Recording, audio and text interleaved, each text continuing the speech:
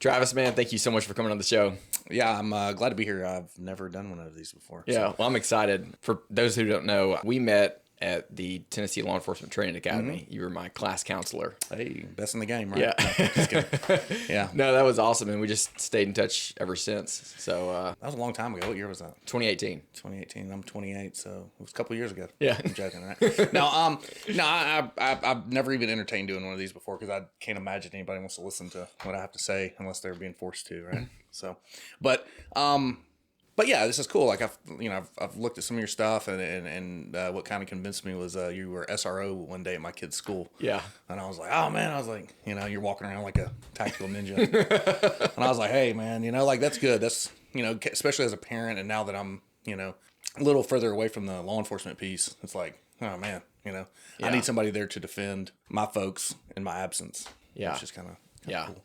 It's So I want to talk about how you got into Toledo, Tennessee Law Enforcement Training Academy, and then like your law enforcement, and like before that your military experience. Can we kind of go like soup to nuts, like what started and where you're at now? Yeah. So I was born around here, Tullahoma, right off the mountain, Tennessee. Okay. So it's like right in the middle of Tennessee. Was raised kind of around. My mom was a single mom. My dad was like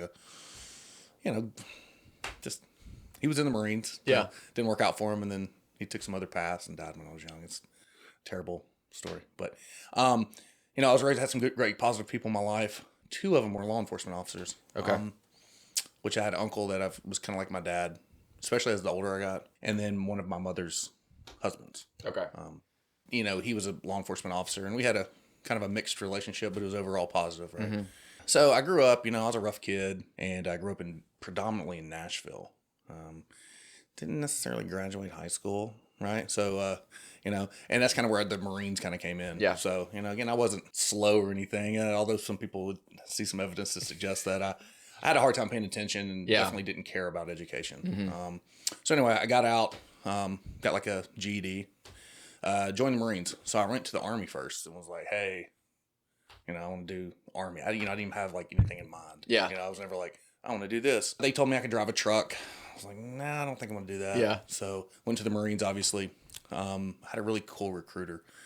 He, basically, I can't, knowing what I know now, I showed up in like December, I was like, I want to go tonight, and he was just like, yeah, I need you. So yeah. We're hurting for numbers. We're hurting for numbers right now. Yeah. So, I went to Paris Island. I don't really remember that place other than like, this sucks. Yeah. It's kind of a blur. The only thing I remember, and I've told the story to a couple people, that really kind of resonated with me was when I first came, and this is kind of weird because I got headphones on, is that when I first went to Paris Island, and you're a Marine, right? Mm-hmm. So, like that first like 3 to 5 days is like, yikes, mm-hmm. right? You don't sleep much. It's like, it's almost like a dream or a blur. Yeah, it's scary stuff, right? And so I'm in this hearing booth, and I'm like, if I don't hit the button, they're not going to let me go home, So it's like beep, and I'm like looking around, and then, and eventually they're just like, it's loud, and I'm just like, yeah.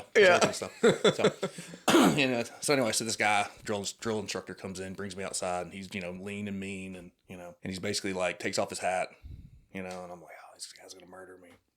And he just basically says, hey man, everybody's scared.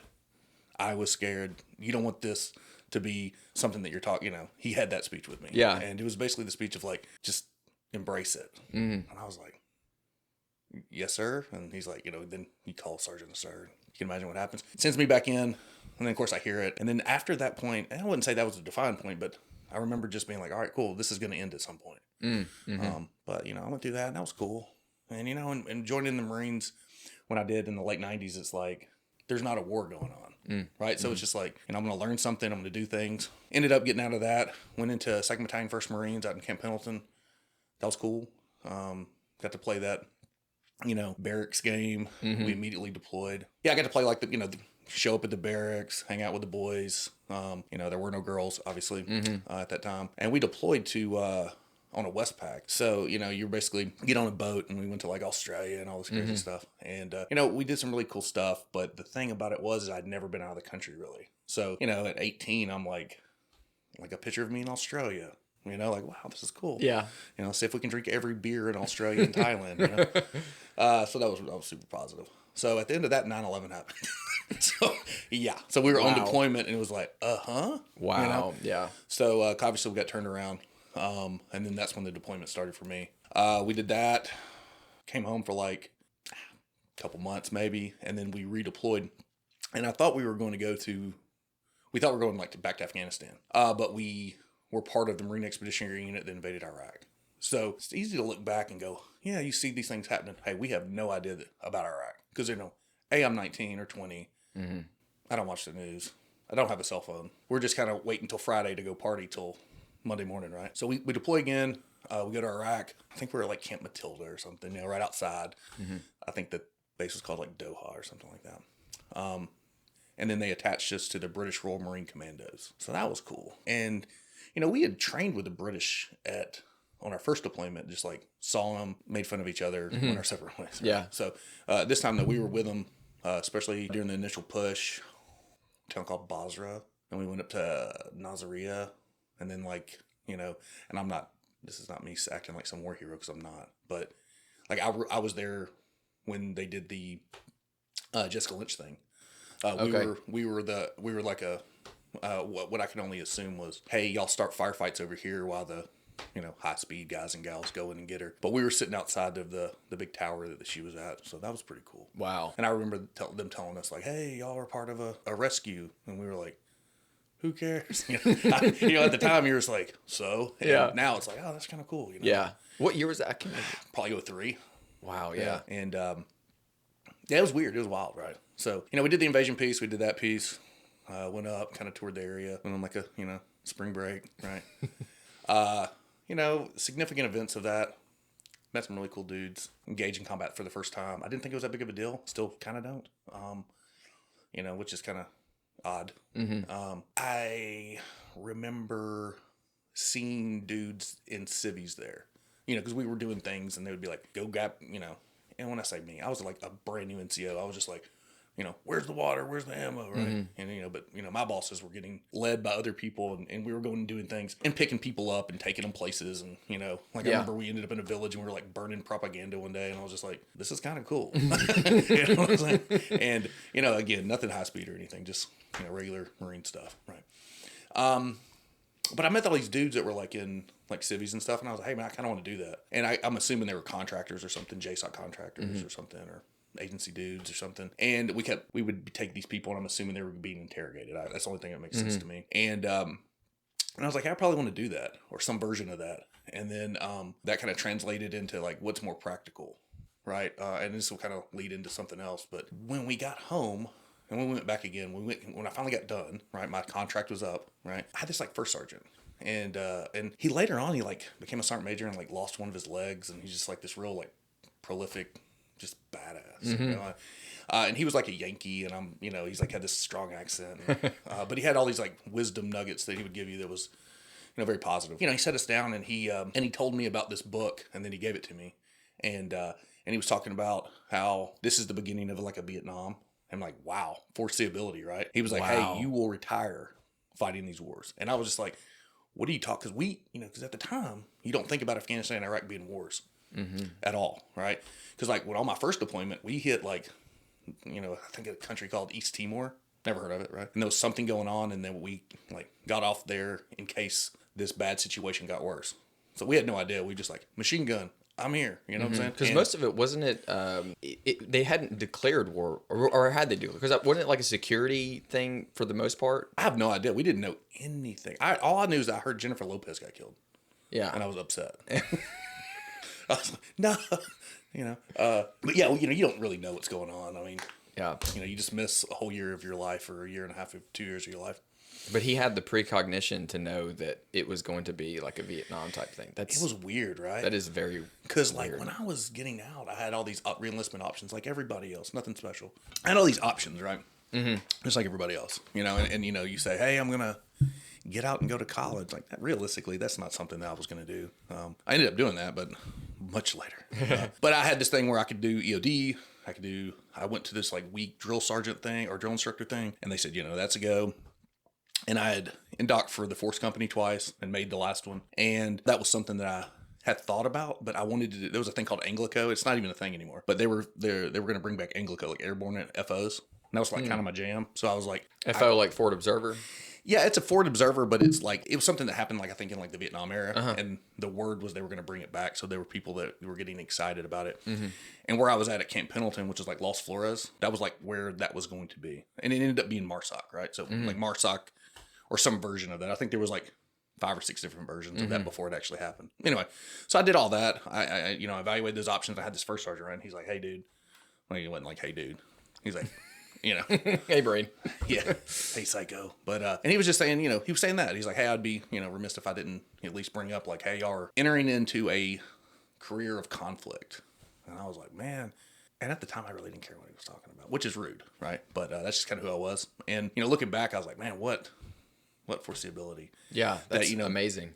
And he was completely correct. I've got friends, and I'm sure we all do, that stayed in the Marines or stayed in the service till full 20 active and 16, 17 deployments. I mean, one of my very dearest friends, he has 14 or 15 deployments to Afghanistan. Good gosh. Yeah. So he's a different dude now, though. And we're all different people, but I wonder if that, there's no wonder. I mean, clearly affected him. So well, especially with the withdrawal and how all that went down. I mean, you have. Yeah. I mean, but what are your thoughts on all that? Okay, so I'm not, one of the, and I'm not going to trash anybody, and I don't think, nobody cares what I think, right? But I do. Oh, thank you.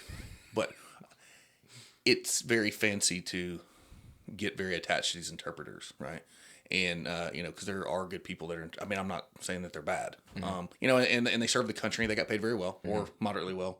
And you form these attachments and then we leave. And are there Americans there? I would imagine so, right? Are there Americans? Or I would say that there's also Americans that chose to stay, which is not the conversation that we're having. But these interpreters are employees, and there was people, and anywhere you go. I was just in Poland for a year, contracted people to cook, contracted people to watch the clothes. We had interpreters, and it was kind of the same relationship, except we weren't in combat clearly. Well, there was combat for good food because there's none there, but that's another conversation. But and they're going back and they're doing all these things. And I think a lot of these guys that are retired, especially these like special operations guys, they're just looking for a mission. And this is just something that they can, and I'm not saying that they don't have a right to do what they want to do, but I've just heard this conversation like 1,000 times. Like, we're going to go across enemy lines and go back and get, and it's like, okay, cool. Like, if you put that energy into something else, you could do great things. Right. That's just my opinion. Yeah. So, yeah. But we went down a tangent on that, but it's all right. Yeah.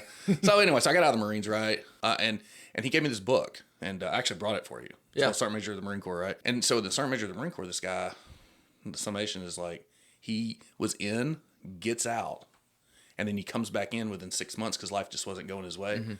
And then you kind of keep the same rank, right? So if you got out for 6 months and then you came back in before the 6 months, then you kind of come back in as a, E5, still get your time in service. And I think you can actually kind of come back to the same thing, but it's irrelevant, at least at the time. And so I wrote on the calendar 6 months, and I was like, hey, if I'm in a good place in 6 months, I'm staying.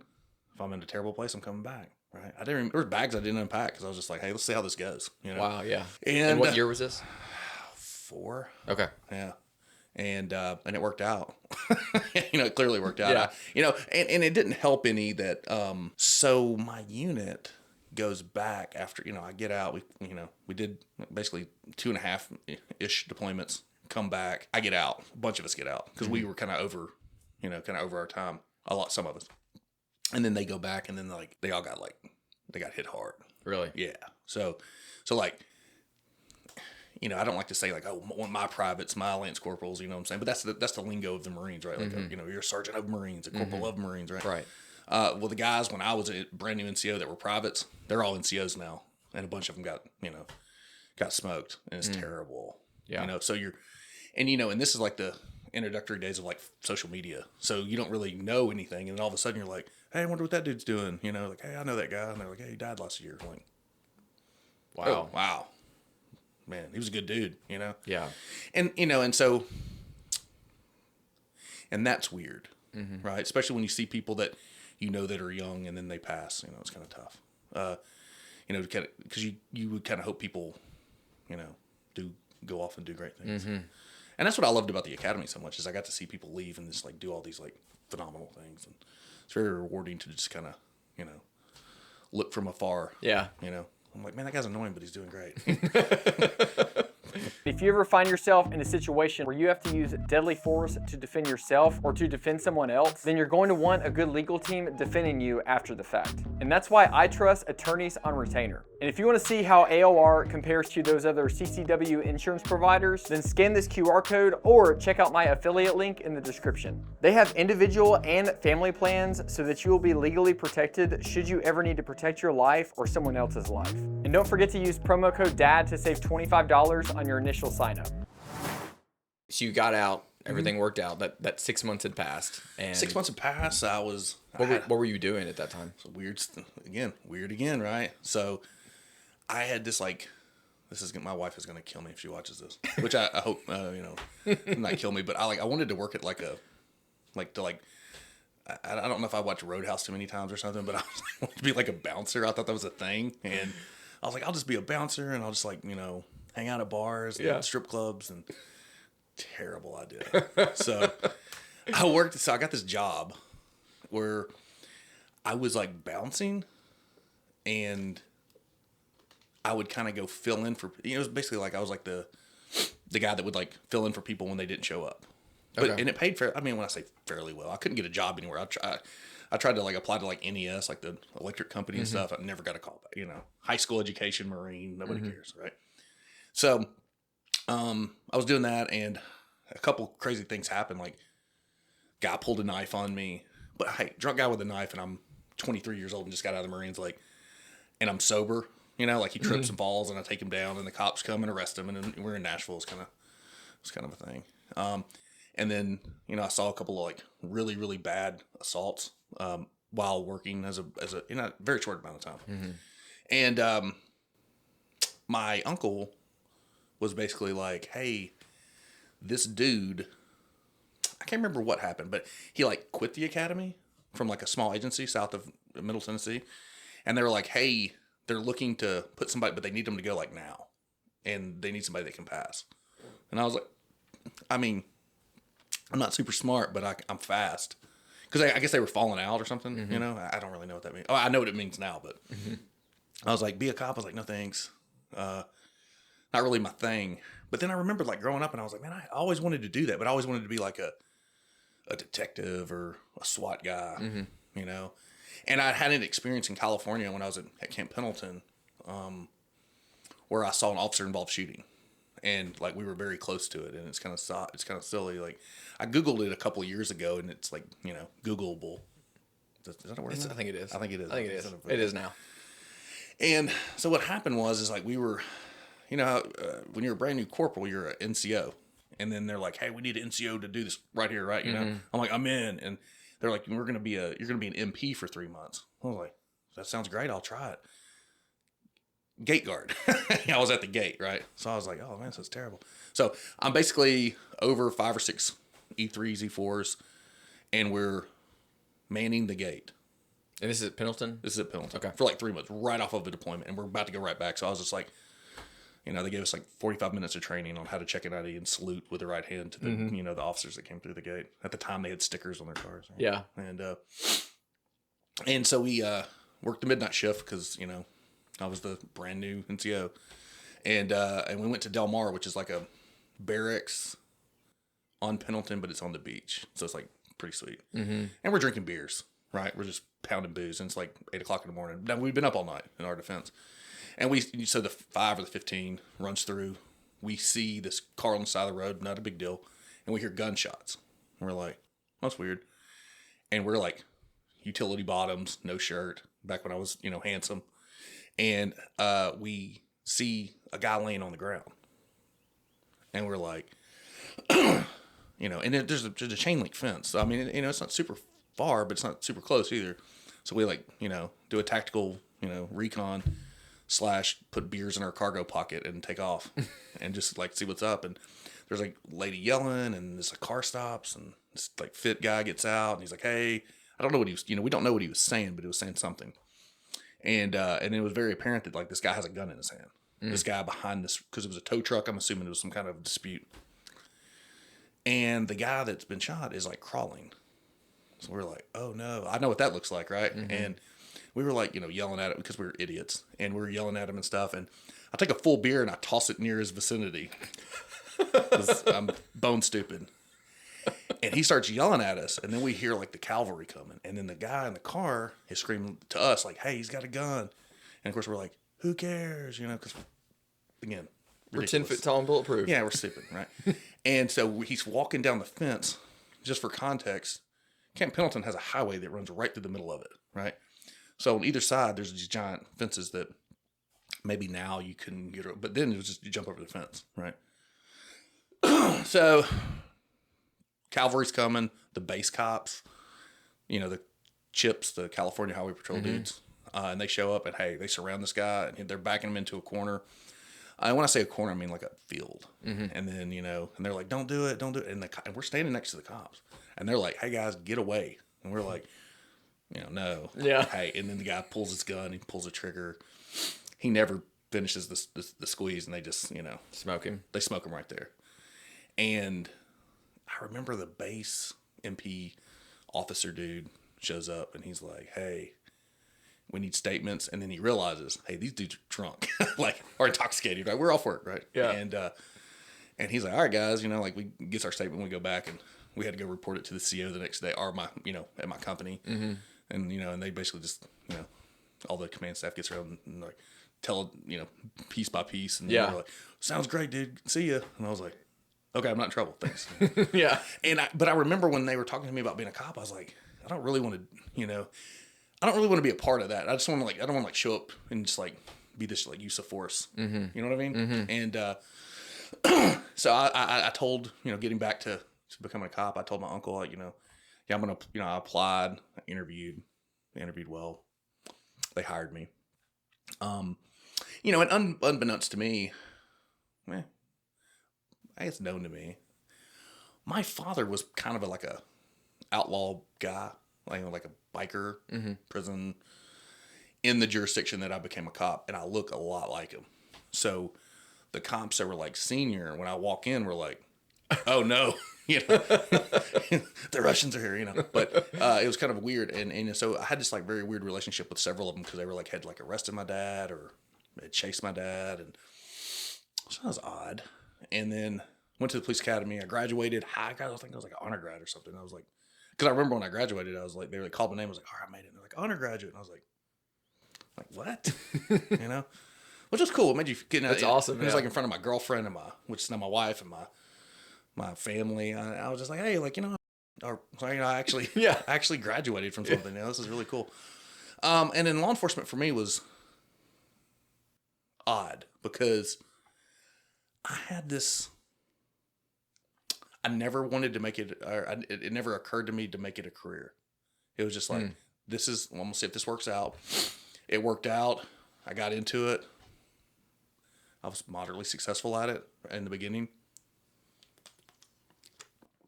And more than that, I had fun. It reminded me of the Marines because, but now we have girls involved. And so now we're guys and girls, and everybody's kind of the same guy or gal. And, we get out there and we solve problems is what you do. And I just really enjoyed it. And I enjoyed it more than I wanted to say because I always thought kind of being a cop was Yeah. I don't really want to admit that this is a good time.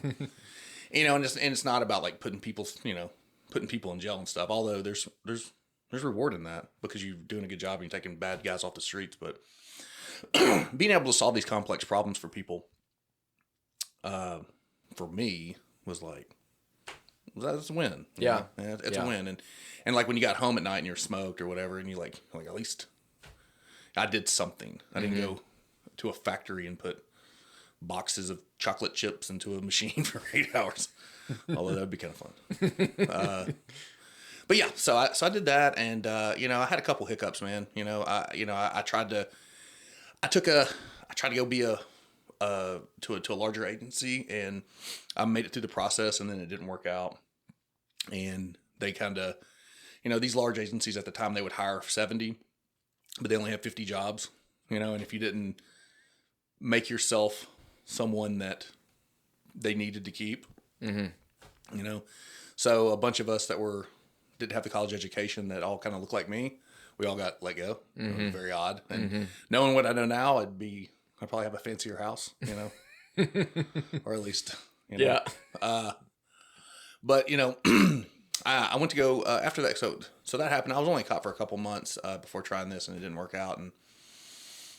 And then I had like a 6-month break where I had to go. I was waiting to get another job in law enforcement. And I went to go work for Blackwater. Okay. And initially, when they hired me, this is like 2005, 4, 5. No, it's 5. Initially, I was going to Afghanistan to be on a personal security detail, but, you know, as the, you know, machine gunner or whatever. I don't think that I was like kind of slated to be like the cool guy, like with like, you know, the president of Afghanistan or whatever. I think I was going to be like the, you know, hey, this guy's funny, or hey, this guy can carry stuff, you know, which was cool. And, you know, it paid a lot of money, and it was like, I mean, it was more money than I'd ever seen before. So, oh yeah, 2005. I was like buku bucks. Yeah, it was like $12,000 a month after tax. I mean, it was $15,000, something like it was enough money that I was like, whoa, you know. And so all that happened, and I worked for them for a couple of months. I ended up in when was the thing in New Orleans? Oh, was that 05? Katrina? Yeah. 04? 05? I can't even remember. Might be 05 or 06. Yeah. So whatever time that was, so at the time when you worked for Blackwater, you had to go and do like a course. And it wasn't a course, it was more like a selection process. Not hard. So if you weren't familiar with weapon systems, it probably wasn't going to work out for you. But, you know, as far as like, you know, I think they were just trying to see, hey, is this guy going to cause problems? And, you know, obviously I made it through somehow. And then we were getting ready to go I guess we were going to go to Afghanistan, because they don't really tell, because you don't really get a boat, you know, like that you're going to go home, and then at some point, you know, you're going to go. And I interviewed with a couple of people that were like leaders that were going to be over, like, I would assume areas. And they were like, hey, would you be interested in coming working for me? I'm like, absolutely. You know, a lot of it was over like phone, you know. And then New Orleans happened. And since I had like 37 minutes of law enforcement experience, I was now a subject matter expert in law enforcement. So they paid us Afghanistan money to go to New Orleans. Oh my gosh. And I was like, I'm in, right? And I can't remember what year that was. All I know is that when that was over is when I started at this large sheriff's office here in Middle Tennessee. Yeah. Because I left that. I'm going to see when that was. Yeah, I left. Look it up, Jamie. Oh, wait. Wrong podcast. Is that the Joe Rogan thing? I've listened to that. That's pretty good. Let's see. Was it Katrina? I think so. Yeah. Katrina. I can get my checking account and see when I had money. When was the last time this guy had 2005. money? August 2005. Yeah. Okay, so that's when it was. Okay, so that's when I was at, right? So.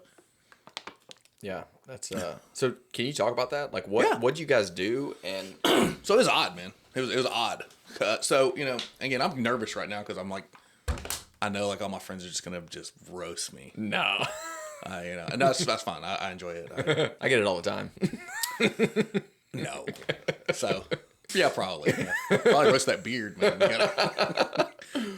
But anyway, yeah, so I go down there, and it was so creepy because you don't, you know, you're a military guy, you're a cop. It's like you know, if you work for the ex-police department, they give you a list. Hey, this is the day you start. This is your duties and responsibilities. These dudes were like, hey, you're in. I'm like, sure. It's like an email. It's like, cool. Julie will call you. Julie calls. It's obviously somebody's wife, I would assume. And they're like, hey, what's your sizes? You know, shoe size, blah, blah, blah, blah. Do you dip? Do you smoke? And I'm just like, ask me all these like crazy questions. They're like, hey, we're going to have a airline, have a flight. You want to fly to Nashville? And then we flew somewhere, and it wasn't New Orleans because obviously this was all going down. This is like while it was going down. And then we had like dudes and convoys pick us up. It was almost like, am I having like a mental episode here? Am I living in a fantasy? Like some weird flashback. You know, I was like, if they give me an earpiece, I'm out. You know. And but you know, they took us to this camp. I think we'll say we were in like Baton Rouge, Louisiana, and it was run like it's all a bunch of ex-military dudes. So there's like logisticians, there's medics, and then everybody in the protection realm is like some version of obnoxious, right? like, I was X, Y, Z, you know, and it's just like, oh, and you have to, and the older guys, I'm sure were like, and I get it, because I'm like in my mid 40s now, and I'm like, hey, I'm never going to be as fit or as handsome as these 22, 23-year-old like infantry ranger dudes, you know? And so like, they were kind of like, it was like a toxic relationship because we were all getting paid the same money. And then of course, if you know me very well, I like to mess with people like pretty hard. Yeah. And I was just like, oh man, you went through all that to make the same money as me. That's sad. Yeah. You must feel stupid, you know?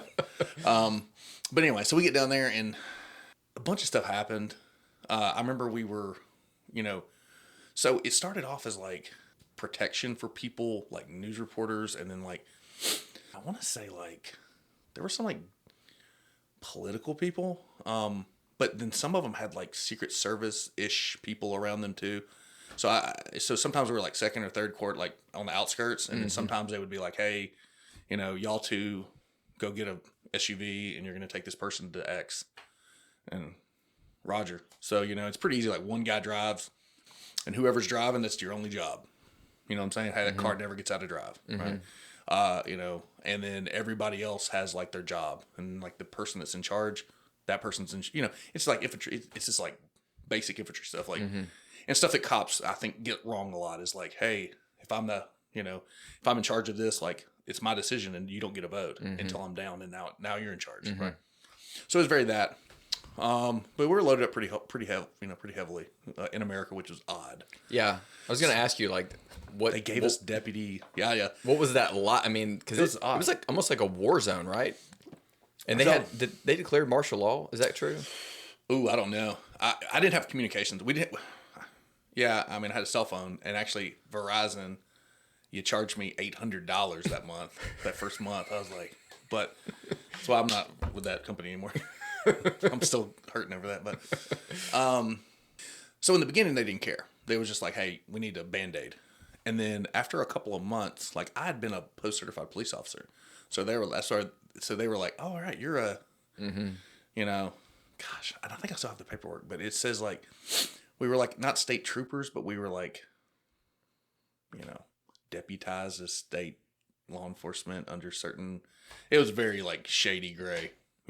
Now we weren't out there like enforcing laws. Man, we were, so like we went to like a bunch of like super obnoxious rich people's houses, and we kept having contact with law enforcement that wasn't positive, because not all law enforcement is the best.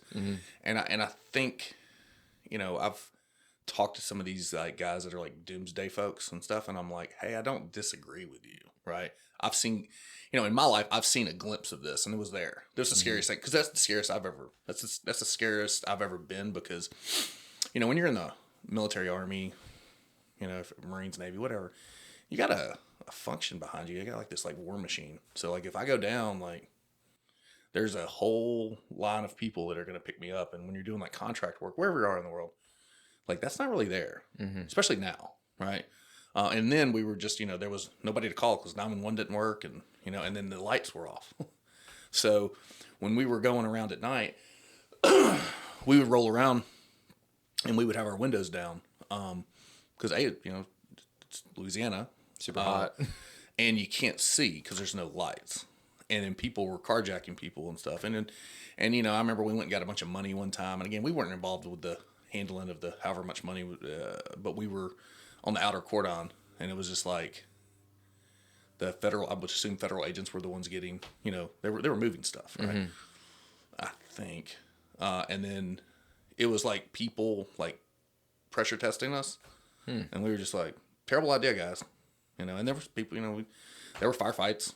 It wasn't really, it was like one-sided, because like, like they would show up with a pistol, and we were like, we're running M4s and hard plates. Like, this is not going to work out for you, And,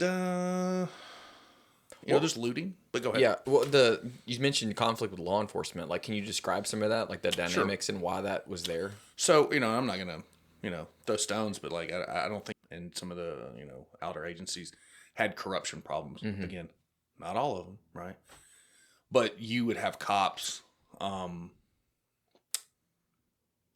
the law enforcement there quit being cops, and they started just using the equipment, and because they're protecting themselves, right?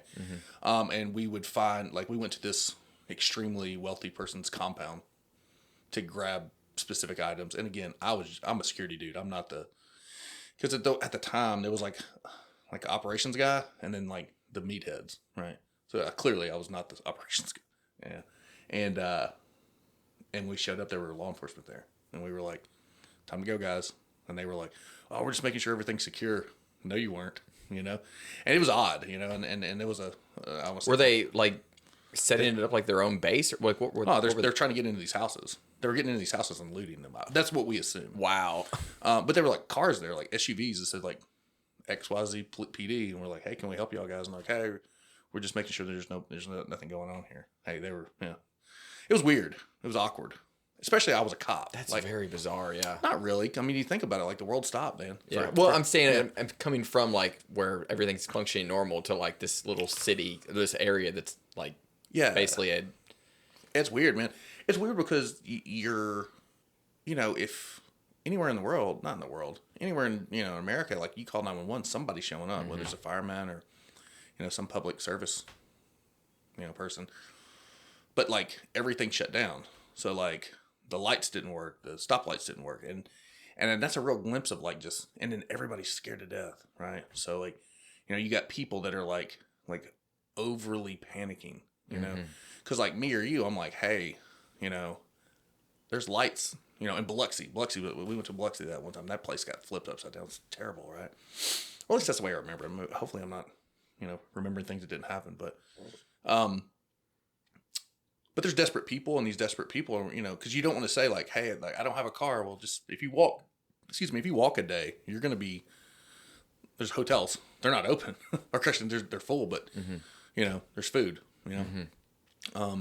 that's, so that was weird, seeing desperate people and not having the ability to help them because you're, we're on mission and we're doing, we're doing things. And then the National Guard shows up and, they help in FEMA and then all these, and I don't want to say the crazies, but there's some like fanatical people out there. Cause like when they figured out who we were, everybody got weird. So like we were in this small town, I want to say Calcasieu, Louisiana. It's in the middle of nowhere. And, and we show up and we were making a lot of money and we had resources, right? So we would show up and we would say, because what we were trying to do is get like a local gas, if you've ever been to South Louisiana, there's like a gas station and it has like, they serve like chicken and pizza and breakfast and it's like a restaurant, but it's just like terrible. Yeah. It's delicious. Like just fried food. Yeah. And we'd be like, hey, like there's X amount of us, 3 meals a day. What do you say? $20 a meal? Who do I write the check to? Because the funds were there. And they were like, cool. And people are like bending over backwards because, again, some of these people are poor or their stuff got jacked up. But then when like the people in the community were like, hold up. And they're like, Blackwater. And then they would Google it. And they were like, oh no, y'all are, and then a lot of the guys are not me. I was just a regular dude, but some of those dudes are like, 6'4", juiced out of their eyeballs, Navy SEAL guys, and they're walking around and they won't shut up about it if you're with those guys, and they're out there partying at night, which, whatever, I did. I mean, not like that, but I was going out and drinking beers and stuff. But yeah, people find out about that, I'm sure, and they're like, it makes them uncomfortable. They're like, they're supposed to be for just like war zones. Yeah, they're supposed to be for Iraq and Afghanistan. Why are you here? Yeah, we were thinking the same thing. We're like, hey, I'm gonna hang out here as long as I can. If they're paying me Afghanistan money in Louisiana, okay, let's roll. Anyway, we did that, and then I'm not the most personable dude, I don't think, but I think I'm reasonably personable. And a lot of those guys, why they were so successful in whatever military profession they were in, aren't very cool to deal with. So I got tasked with, this is my last one right before I went to work at this large sheriff's, because I was trying to get back home. Because I was like, man, this is not a sustainable thing. And I'm looking at these guys, and this is kind of like a theme in my life. I'm looking at like dudes that are like 15, 20 years older than me, and I'm like, I don't want to be that dude. Yeah, you kind of see the direction that. Yeah, they all have like ex-wives and kids, and then they're like, like my team sergeant was like this, like, like SF dude or something, or some version of that, right? Accomplished military school guy, cool, right? And he was like 45. He's like my age now. He's got like grown kids, and he's like dating a 23-year-old girl, and you're just like, he's talking about all this, you know, I was like, hey man, this is terrible. Yeah. Yeah. You know, this is I don't think this is gonna bring you the joy that you want. And, you know, and having those conversations with those guys that are kind of on that path, I was just like, I don't want this for my life. And It's very one-dimensional. yeah, very like, yeah, you know, but you know, hey, I hope, you know, that guy's probably what, 60 now? Yeah, 60 something. But, so anyway. Dating 30-year-olds. Probably. He probably moved up to 30-year-olds. So, the last thing I did there was disaster relief sites, DRC, disaster relief sites. And this was a pretty cool, and I could have done this for a while, because we were going in these small towns, and we would go in with a bunch of money, and we'd get with like the local infrastructure, and, you know, mayor, police department, hospital, and we'd say, hey, we want to hire y'all. How much, you know, here's $2,000 a month. Let us rent out the back of the city halls, you know, whatever, where we're going to stay. And then we are going to set up like, you know, once everything was secure, because what was happening, I think at the time, is that they were getting overrun at night. They were stealing everything and leaving. Right. That was like a thing going on.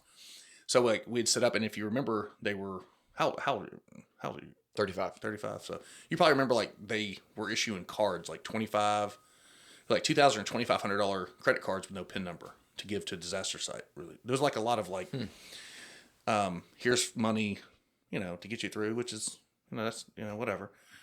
But those sites were getting overran at some point, and so we were pressure testing by going down there and, you know, basically setting it up and saying, you know, getting the infrastructure, like i.e. internet, power, secondary, like all auxiliary power for like we'd go buy generators or bring generators, and then we would say, hey, you know, we'd kind of tell the locals, not like secondhand, like, oh, the cards are going to be here on Friday, don't tell anybody, which they're going to tell everybody. And then Friday morning there would be 2,000 people sitting outside like, hey, I'm here for benefits.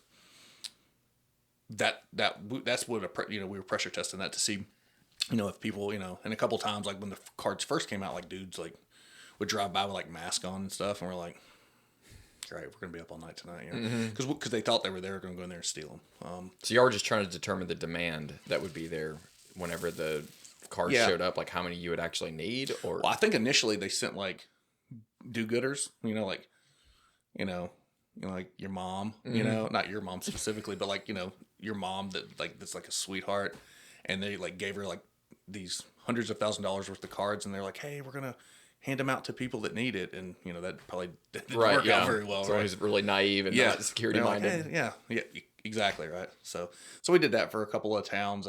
One town in particular was really cool, and it was just like, man, it was like, long story short, we met a lot of people that were really cool, and they kind of gathered around us and really kind of brought us in. So I imagine like if something terrible happened, I imagine that's what it would look like. The people that kind of, I don't want to say survive, but probably thrive would be, you know, medium, small size town. Everybody kind of gets on the same page, and you know, and this is a town north of New Orleans. Can't remember the name of it, but anyway, and I probably wouldn't say it on a podcast because that's where I'm going. But yeah, but anyway, so that was my time there. And then I came back to law enforcement, which was like, you know, that was my goal, to come back. And you know, my wife was in college. She was graduating. She was like in her senior year of college. Okay. And I came back and I worked in the agency, the large sheriff's office.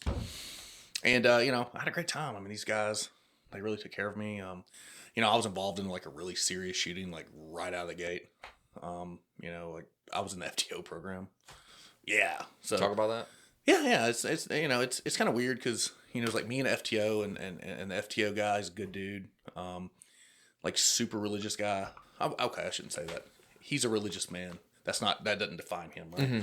He's a father, and he's done great things in his life and his career. He's a phenomenal guy. And you know, I was probably a couple weeks from working for Blackwater's, like, and that was like the big joke is like, you know, I'm sure the bosses were like, we just hired this Blackwater guy, and he just, you know, oops, yeah. But you know, the circumstances were pretty cut and dry. You know, the handful of critical incidents, shootings, killings, or whatever I've been involved in, it's always like, you know, yeah, like there's no like worrying about, did he have a cell phone in his hand, right? But we can talk about that too. But so, you know, we stopped the guy, and again, I was a different dude then, right? Because, I've always kind of like dabbled in martial arts. I've always loved jiu-jitsu. I'm not great at it, but I've been doing it a long time. Dabbled in trying to fight just for fun. I don't, I just, I'm kind of silly. I like once you start getting hit, you're like, oh, this is a great time. And then when you get home, you're like, what was I thinking? Wake up the next morning. Yeah, you're like, oh man, I can't see out of my left eye. But anyway, so we stopped his car. He's definitely intoxicated, right? Pull him out of the car. A couple things happen. He's on parole. I grew up around criminals to a certain degree. So, he shows me his parole card, and I was like, cool. Which wasn't offended or anything. And he's just like, oh, I don't have any warrants.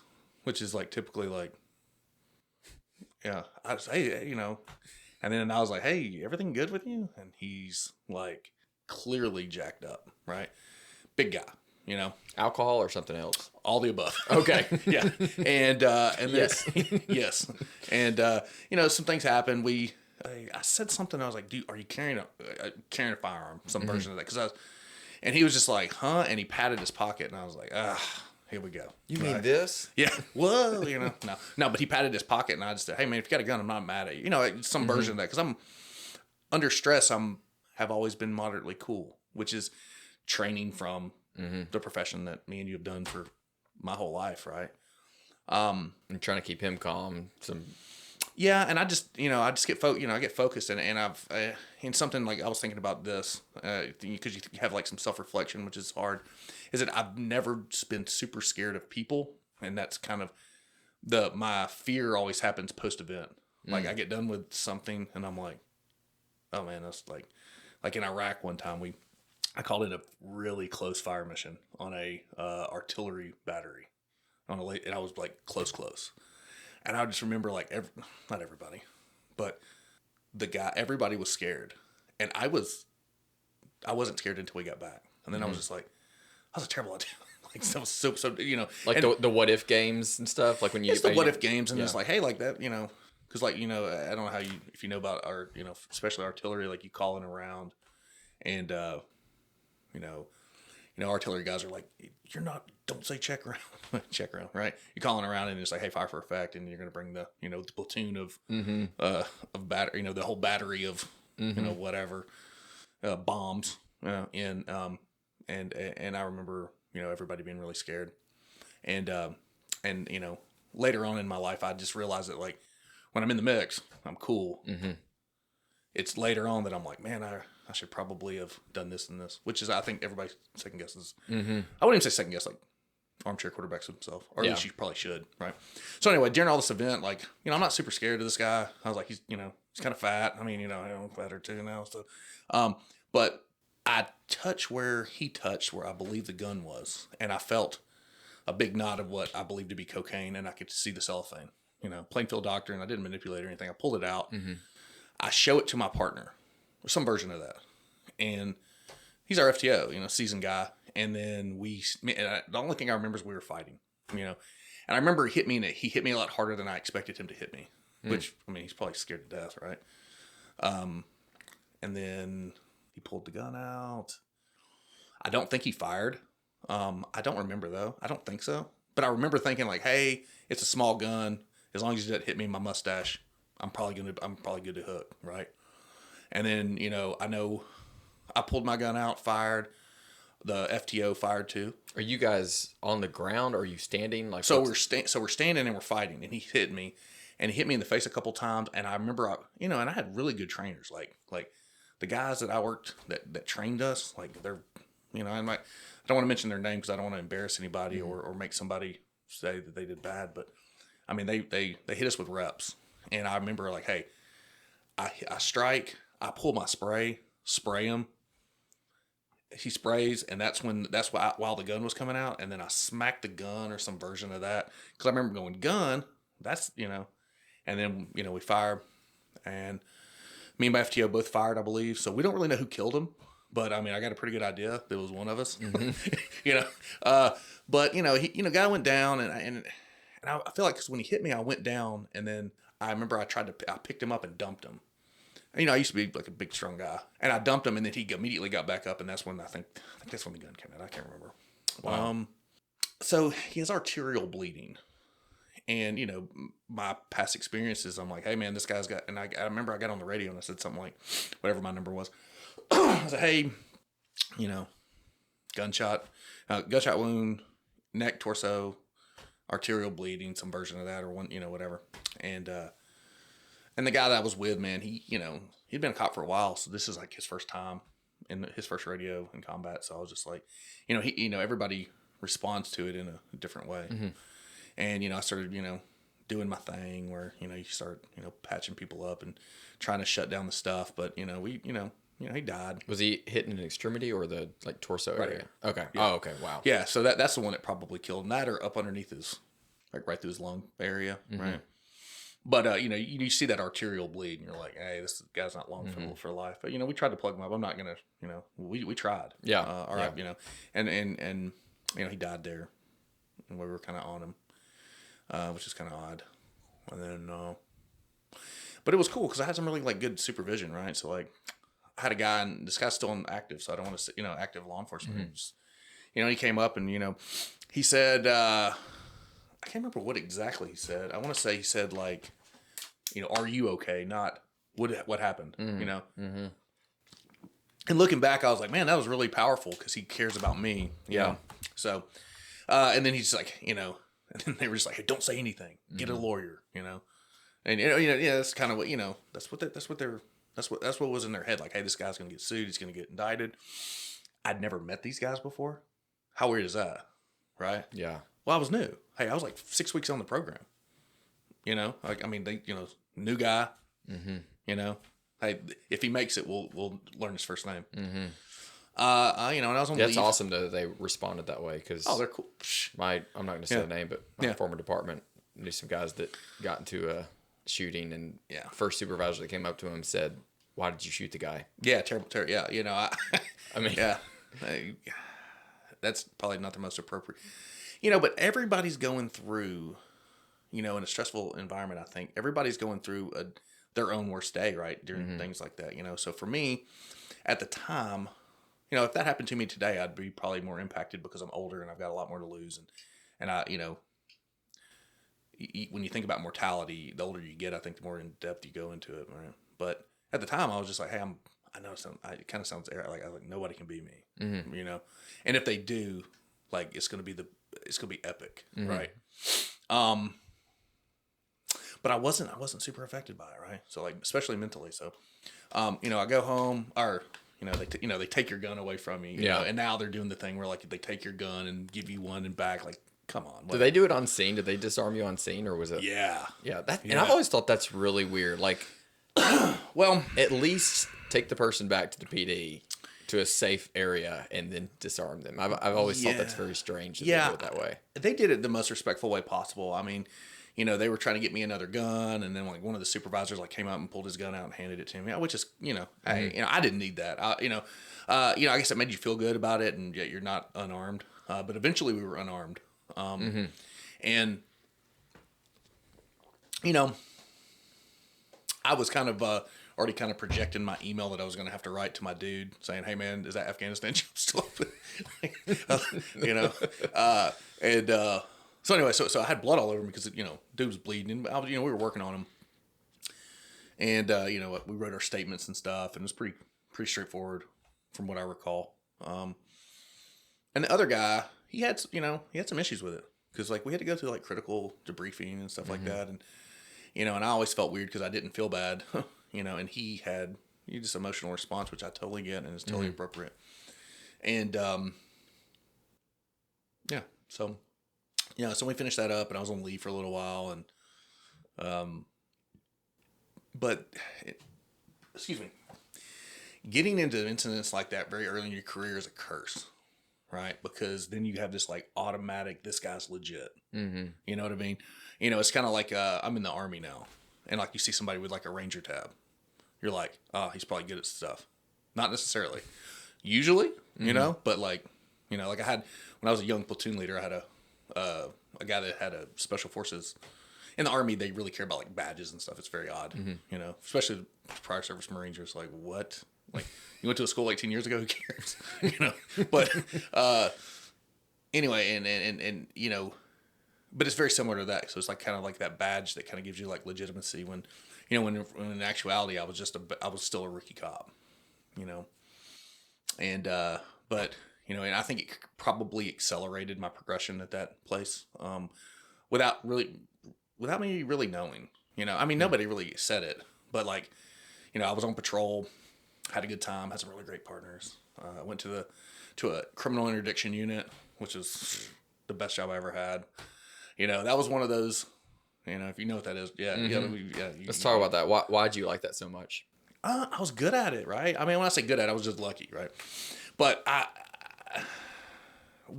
that was my, like, you know, I'm not sitting there talking about military stuff, but like that was like my special forces, right?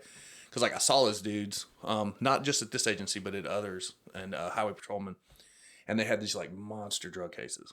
You know, it's just like, it's like bass fishing, right? Like you see like Bill Dance holding a bass, and then you go out and fish for 8 hours and you can't catch a brim, right? And you're like, man, they must have magic, right? And but I watched these guys, and from a distance, I just was enamored by them, right? Made it on the team, but like, hey, I remembered when I was interviewing for the job, I literally memorized the Fourth Amendment. I mean, not that that's that big of a deal, but I was very into it. And, you know, and you're doing pretextual stops, and you're doing things that are especially as a young officer, on the edge of like legitimacy, and you're taking a lot of chances. Maybe not with your health, but definitely with, you know, your civil liability, getting sued or whatever. But anyway, so, you know, so I went to the interdiction unit. I initially wanted a dog. I glad I didn't get one, and then later on they offered me one, and I don't like dog. I love dogs, but I don't like dog stuff like dirt, you know. I would like get in a car where a dog's been in it, and I was like, I can't do this. It smells horrible. Yeah, it's terrible. I'm not particular enough. But anyway, so I went there. I had some really good dudes that I worked with, and everybody. This is a generalization, but in interdiction, it's like the same dude, right? To a certain degree. There's like 2 or 3 different types. Like, you know, in the Marines, there's 5 or 6 different types of Marines. You know, hey, you know, the I'm here to blow stuff up guy. I'm here for college. My dad was a Marine, and I had to reinvent myself. You know, whatever. You know, but interdiction is like everybody's like super aggressive dudes. And then there's different types of aggressive people, right? And then most, you know, minus me, most of them are super intellectual, right? Like, not necessarily well read, but definitely have an intelligence level they're fast, so which makes them typically funny, or at least clever, and then having a fear to be wrong, right? That's kind of the main pieces of it. So you're going to search cars, ask people to do uncomfortable things, and then not find what you think could possibly be there, right? So anyway, so I did that. It was a cool story because like my first day, there was a guy on the unit, and he's now like in federal law enforcement. He's a great guy, but he was, you know, on the team a year before me, and he was reasonably my age. So but he had taken the college path. Mm-hmm. Good guy, really good guy. Anyway, so and he was struggling because interdiction is hard. It's hard, or it's not, right? Which is kind of a odd thing. But he was struggling, and our boss at the time was like, "Look, if Travis hits before you, you're going back to patrol," which is great leadership. Good gosh. And I mean, I think it was more of a joke. No pressure. But it was like one of those, you know, like joke that's not funny. So my first day, you know, arrogant, you know, not arrogant me, but if you like, this is not me, you know, I'm trying to keep it in the, I cuss a lot. That's what I'm trying not to cuss. Is, you know, I said, you know, all right, interrogative, I'm going to hit today, and then we're all going to, you know, and we're taking off.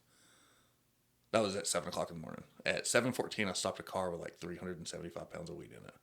Hey, good complete gosh. First stop, first day. The guy that was training me, he had too much to drink the night before, and he's still active, and he's a great guy too. And he was sitting in the car, and he was basically just telling me, "Go stop a couple cars, get a couple reps in. Mm-hmm. Let me nurse this cup of coffee, and we'll get rolling." And he didn't even have his gun belt on. I mean, he was gosh. He's in a bad spot. If he ever watches this, sorry. You know? But you know, there's a couple things that you know, I walked up to the car, and you know, they were 2 ladies, nervous, the reasons didn't make a whole lot of sense. And then they like handed me like a ATM card as a driver's license. And I was like, hey, wrong one. And they're just nervous, right? They just grab the wrong card. And, and she's telling me how much she likes my tattoos, which is, just odd. And so I got consent to search or a canine hit. I can't remember which one. And I remember I was so excited that like we have these bales of marijuana, and I've got pictures of it. It's very funny, and we're just throwing bells on the car, and then I'm like, like high fiving people. Hey, the rest of the unit's pulling up, and here comes our guy. That's oh my god, he's come and he congratulates me, and he's like, I guess I'm going back to patrol. And of course that wasn't true. I mean, he was just messing around with him, but we had forgot to arrest him. I mean, we did eventually, but it was just like. And they're just standing there. And we're like, "Hey, yeah, turn around, put your hands." High-fiving them. Because there's nothing like it, right? So you stop that car, and they've got something in the car that they don't want you to know about. It's painfully obvious, right? If you're looking for the right thing, right? I shouldn't say that. If you're paying attention, it's there. And but that was fun. That was the funnest time I've ever had in law enforcement. And I'm not saying I was the best in the world by any means. I'd won a national award or two. I hit a bunch of meth one night. I can't remember how much, like 20 or 30 pounds of meth. Like an international thing. When I say international, it was like really, really good methamphetamine that was made probably not in America. Mm-hmm. It was quite a bit. And then there was a bunch of ecstasy or cocaine in there. I can't remember. There's just a bunch, right? Mm-hmm. And then, there's times where you think something's there and it's not. So it's just like, it's like high-end bass fishing, right? But I enjoyed that. But the problem, I wouldn't say problem. The issue with that is that the more successful you are there, the less you're going to get along with everybody around you. And looking back at what I know now, I could have probably used a little humility. Why do you think that is? Not why do you think you could use humility, but why do you think the better you are in that, the harder you're going to have a hard time getting along with other people? So, off the cuff, law enforcement, I don't want to generalize law enforcement, but where I was at, everybody, to include the supervision, we were all looking at the same thing. That's all we cared about. So, like, the guys that were the supervisions, were they in charge of us? Sure. But it wasn't like it was a very untraditional relationship because they are looking for a load too. They're not like sitting back and approving reports.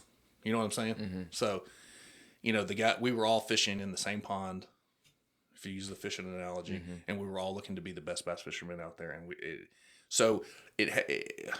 and the matrix for success was that. So if everybody's hitting around you, we used to call it walking through a desert.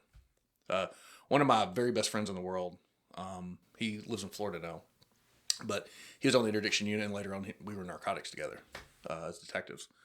And he spent like 2 months walking through a desert, i.e. he couldn't get a joint out there. He couldn't find a person with a civil warrant, and then we were hitting around him. Like, we would be parked next to each other.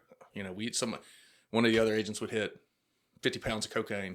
He'd be like, and it's tough. And if you've done interdiction before, you're probably, if an interdiction group watched this video, they'd just be like, oh, and they'd just start telling stories about like, or teams hitting around you. Like the drug task force south of us would hit $400,000 and we can't make an arrest. So it's odd and fun. So much fun though. Right. And moderately, I would say, it seems dangerous, but the worst events I've ever dealt with are on patrol, right? So I think that's where the war is at. I don't think the specialized units, you're so ready for it that, my opinion, interdiction officers get killed. Absolutely. The best one ever, Robbie Bishop down in Villa Rica, he got murdered on a traffic stop. So, I mean, that's like the Michael Jordan of interdiction. So, but anyway, that was a great time. And I went to some great schools.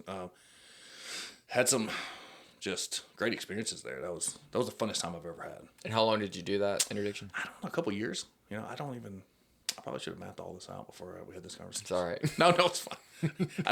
I've listened to podcasts, but it's usually like people like talking about like drugs or, jumping off of cliffs or something. Not, being just a basic white cop guy. But So yeah, you did that for 2 years and then 2 or 3 years. Okay. If that. And I went back to patrol, but like in the supervisor. Okay. Yeah. And that was where I was looking at, going to a city police department, and that job had been offered to me at a kind of equally, and the reason I didn't go, you get disgruntled in something, and you can get disgruntled for a very legitimate reason or a not legitimate reason, and then all of a sudden you start looking for to pick fights with everybody, and that's the route I was going. I mean. But what I luckily had these great mentors, my uncle being one of them, my friend that was on the interdiction team, and my friend that was on the interdiction, he's 15 years older than me. So, these guys are like older guys when I'm still relatively young, and they're all like retired now. But, they were just like, hey man, just be mad at the dude that did you wrong. Right. And I was just, I used to have to write that down, a version of that on a piece of paper. And I'm just like, yeah, okay. It's not the agency. It's just like one guy, and he has influence, and I'm mad that he has influence. That's it, right? And those things have obviously come and gone, and there's no hard feelings. But I went back to patrol. Kind of fell right back into the same groove of enjoying myself and having a good time. Just like any other cop, man, you got trauma every day. And if you don't deal with that, then it deals with you, right? So, luckily my wife, we talk a lot. We still talk a lot. So I felt like I dealt with that trauma appropriately. Whatever trauma, dead children to, seeing people in compromised situations. And, and then I got into the training business of training and being a field training officer. I really enjoyed that. Right. And more like training's fun, but I used to like to play practical jokes on them. And, I would bet them that, I would go to people's house I knew, and then they would practice, because you're not supposed to like run tags that just, you can run somebody's tag like 28, 29, but like you don't want to, while they're learning how to do it, you don't want to run a tag and then like have a new guy driving and it's like, hey, it's stolen car, that's just the way I did it. So I would just like go over to my friend's house and stuff, and I'd be like, hey, you see that tag, run it for training. And then I would be like, I bet his name is blah, blah, blah. And they was like, how'd you know that? By like the 7th or 8th one, they would be like, man, so Experience. Man, I can sit here and tell you, I loved it. But yeah, I got in the training game for that. And then that's when I was doing jiu-jitsu. There's a guy, he works for a state agency, in the drug game, or yeah, at the time, I think he was in the drug game. And, we're rolling. He's like, hey man, why don't you come work for the agency? It's a state law enforcement agency here in Tennessee. I said, cool, how do I apply? And he's like, well, you get your college transcripts. And I was like, never went to college. So, and I've told him this before. I don't think he believes it, but, I literally left the gym and went and applied to college. And wow. Now I had VA benefits, not percentage, but like my GI Bill or whatever, post 9/11 GI Bill. Right. So, it's not like I like went into debt or anything, but I went to college and I started off taking, and I got like, at the agency I was working at, I got like Tuesday, Wednesday, Thursday off. I volunteered for it, which everybody was like, sure, so yeah, you want to work all weekends, but I was going to college, and, we didn't have kids, and we were living in an apartment. So, it is what it is. And so I took like 15 or 18 hours, and then I did summer school, and then I took 21 hours. So I knocked it out like super quick, and I'm obsessive about things, just like some people are. And What'd you go to school for? Political science, criminal justice. Okay. I initially was going to major in history and minor in French, so I picked up I made it all the way to the end of but I couldn't. I had to take one more French class, and they didn't offer it till the semester after I graduated. So I was just like, and they were like, hey, you got a criminal justice and a political science degree right now, and I was like, let's go. Yeah. And so anyway, so I graduated really fast, and I was on patrol, and in the midst of that, I got promoted to detective, and I initially got signed into a drug unit, right? And that unit was going through a humongous change at the time, and they were going from, a very good respected one to a giant respected one. And when I say giant, I mean just much bigger, and the scope of things changed. So where we were more focusing on large scale cases than just, college guy selling weed to his friends. Although we did those too, and, and that's, I feel like I had some success there. I don't feel like I definitely had some success there. I had a good group of people that kind of showed me the ropes, and they definitely took care of me where I wasn't good at, because everybody's got strengths and weaknesses, but there was like a sweet spot there, right? There was a couple of maybe 2 years, 3 years where none of us were competing for anything, because we were all kind of happy where we were at, and we were all like in new things, like Title III interceptions, like listening to people's cell phones in their court order, and doing these, and then I got into undercover operations, and the undercover piece was really good for me because, I guess growing up the way I did, I kind of lived a couple lives, right? So it was very easy for me to kind of, go that route. And I had a great mentor, ATF agent. He's retired now. His name is Wayne. I'll say his first name. But this guy was like such what I needed, like I needed an older dude that was very, very like been there, done that, but wasn't like, wasn't judgy, wasn't, he just really showed you. He would have been, and I think later on he went into training. He got into supervision, but he got into training, but at like the Federal Academy. But he was just so good at like showing you the why and showing you the what could happen and what right looks like. So, and we're still friends to this day. We just had lunch the other day, and it was really cool. He's an old man now, ish. But he did some very extensive undercovers. We did some pretty extensive undercovers together, and I really enjoyed it. And going through that process, I had applied once I graduated from college. I had applied to see, I'd get hired by DEA, ATF, and then I tried some other agencies, and I got hired by all but ATF. So I got an inconclusive on a polygraph. A bunch of us. So there was a year that several of us, everybody got an inconclusive out of the Nashville office, but we were all combat vets because they were like pushing a veterans, and you didn't pass it, you didn't fail it. But then I took like the DEA one. I was like, it's so weird how that works out. That's what I said. I was like, what am I lying about? Yeah. I told you some things I'd rather not say. But anyway, but it was good. So the government, I think like the government shut down one time in the middle of all of it. So I was going through this hiring process. I was a detective. I was, we had our kid, our first child. It was awesome. And everything kind of, I wouldn't say everything changed because I don't want her to ever think that like she, like held anything back, because I really don't. I'm glad that all of that didn't happen. But DEA was the first one that was like, hey, it's like, here's your date. And that was right after we found out we were having twins. And wow.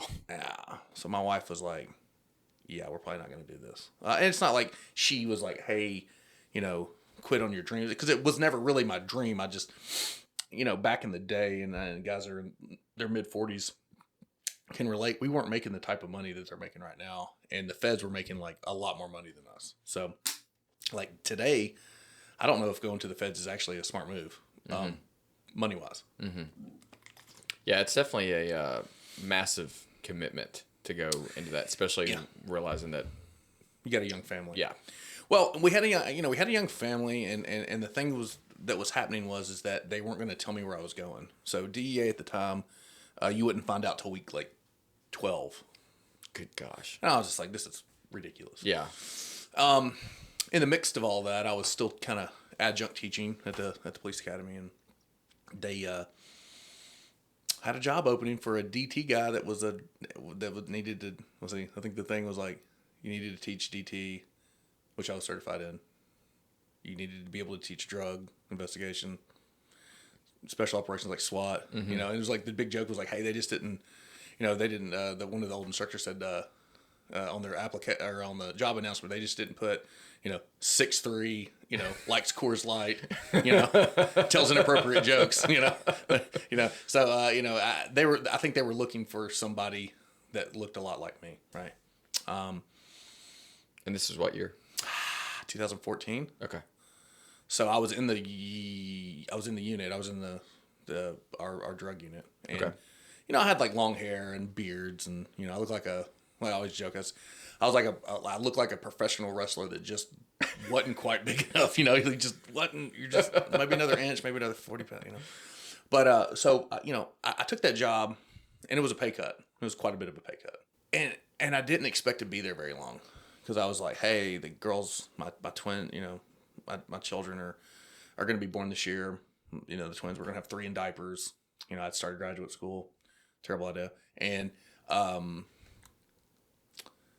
going to need, I can't do, because one of the things that kind of held me, one of the kind of things that made me kind of pause in my lifestyle was that there's a picture of my oldest daughter in a wire room with me as a brand new baby.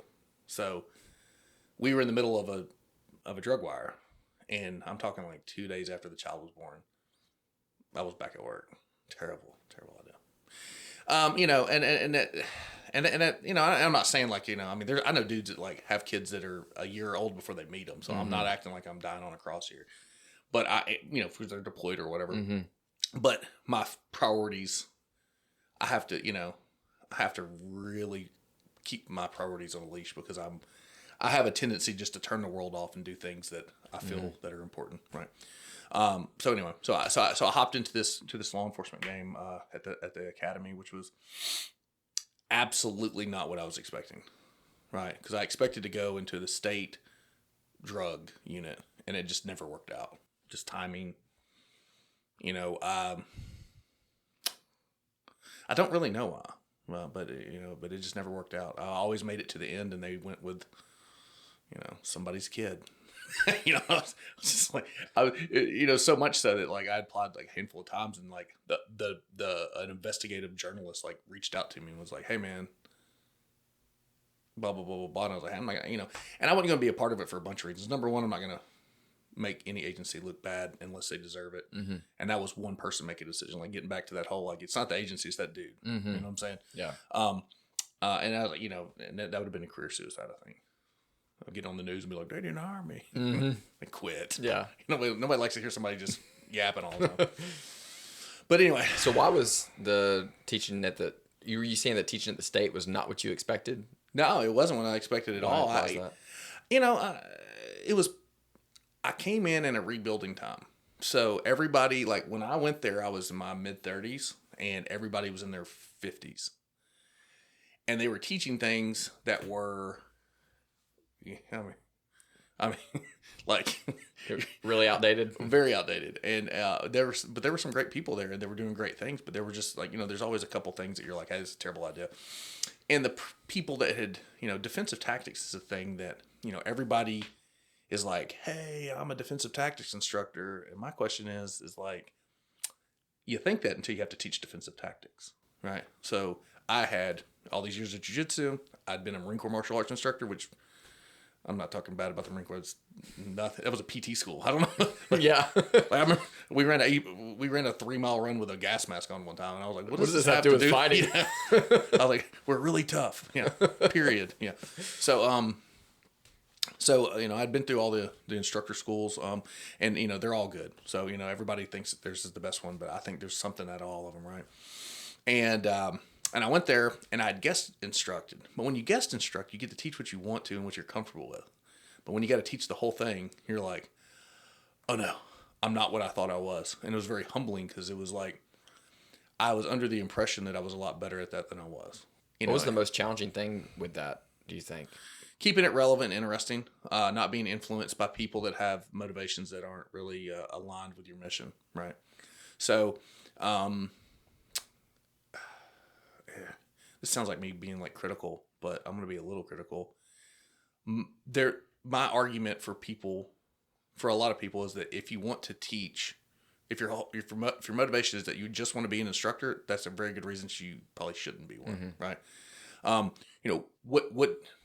When you're teaching defensive tactics specifically, you're teaching everything pre-bang and post-bang. And what I mean by that is, hey, how are you doing, to officer presence of how your uniform looks, to after a critical incident, assuming it's a deadly force incident, that how do you restrain that person while you're also rendering aid, or whatever that version that looks like.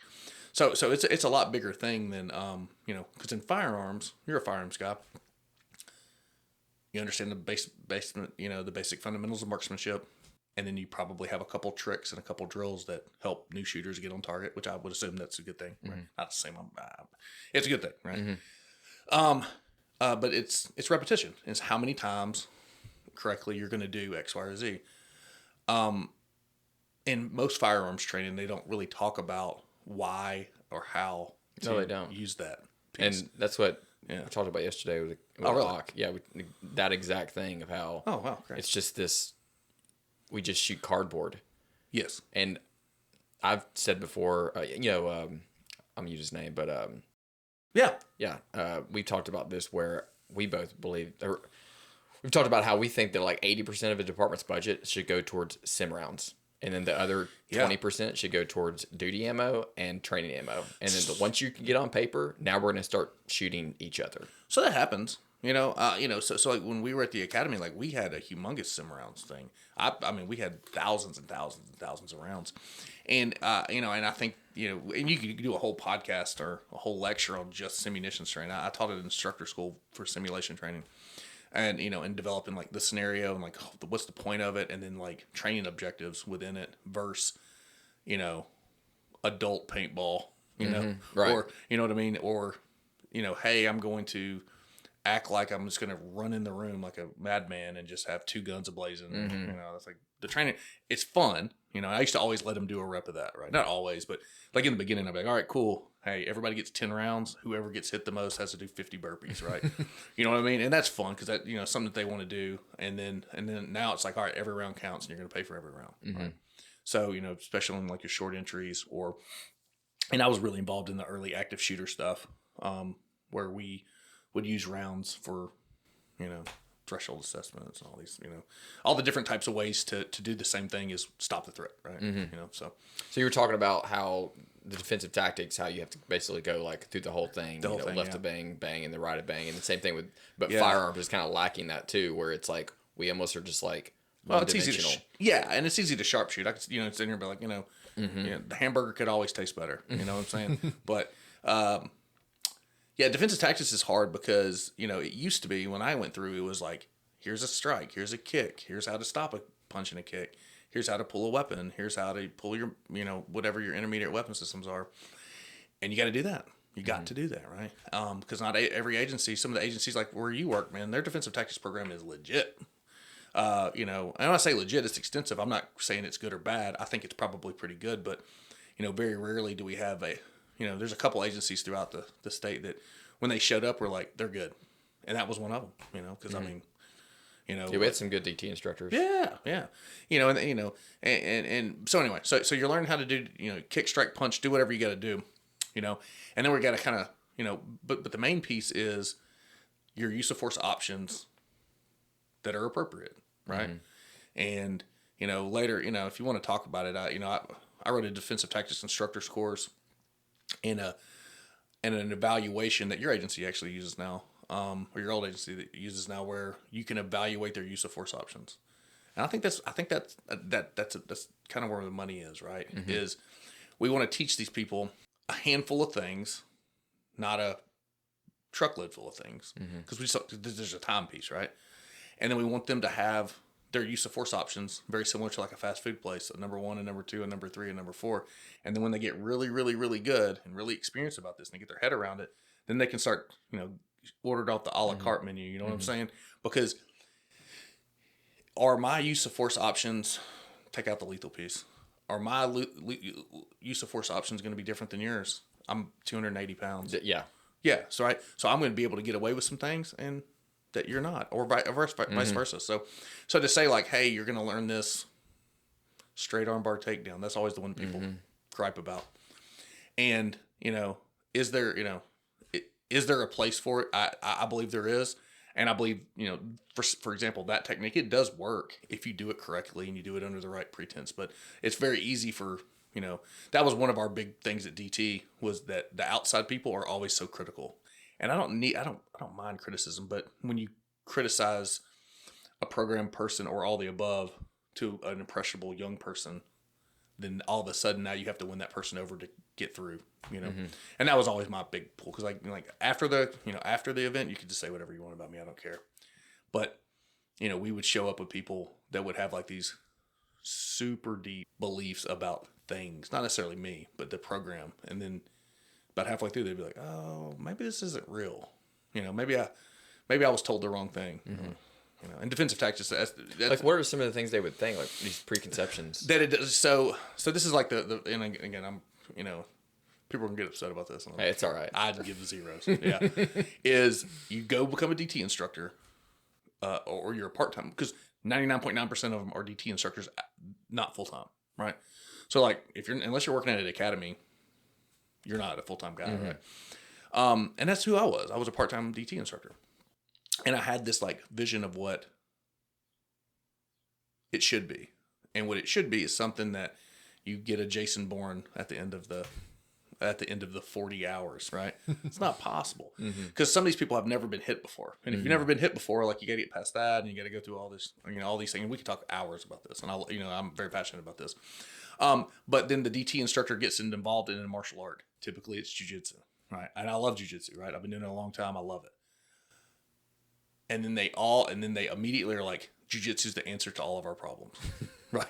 Which, just pull guard. Just pull guard. Yeah. I mean,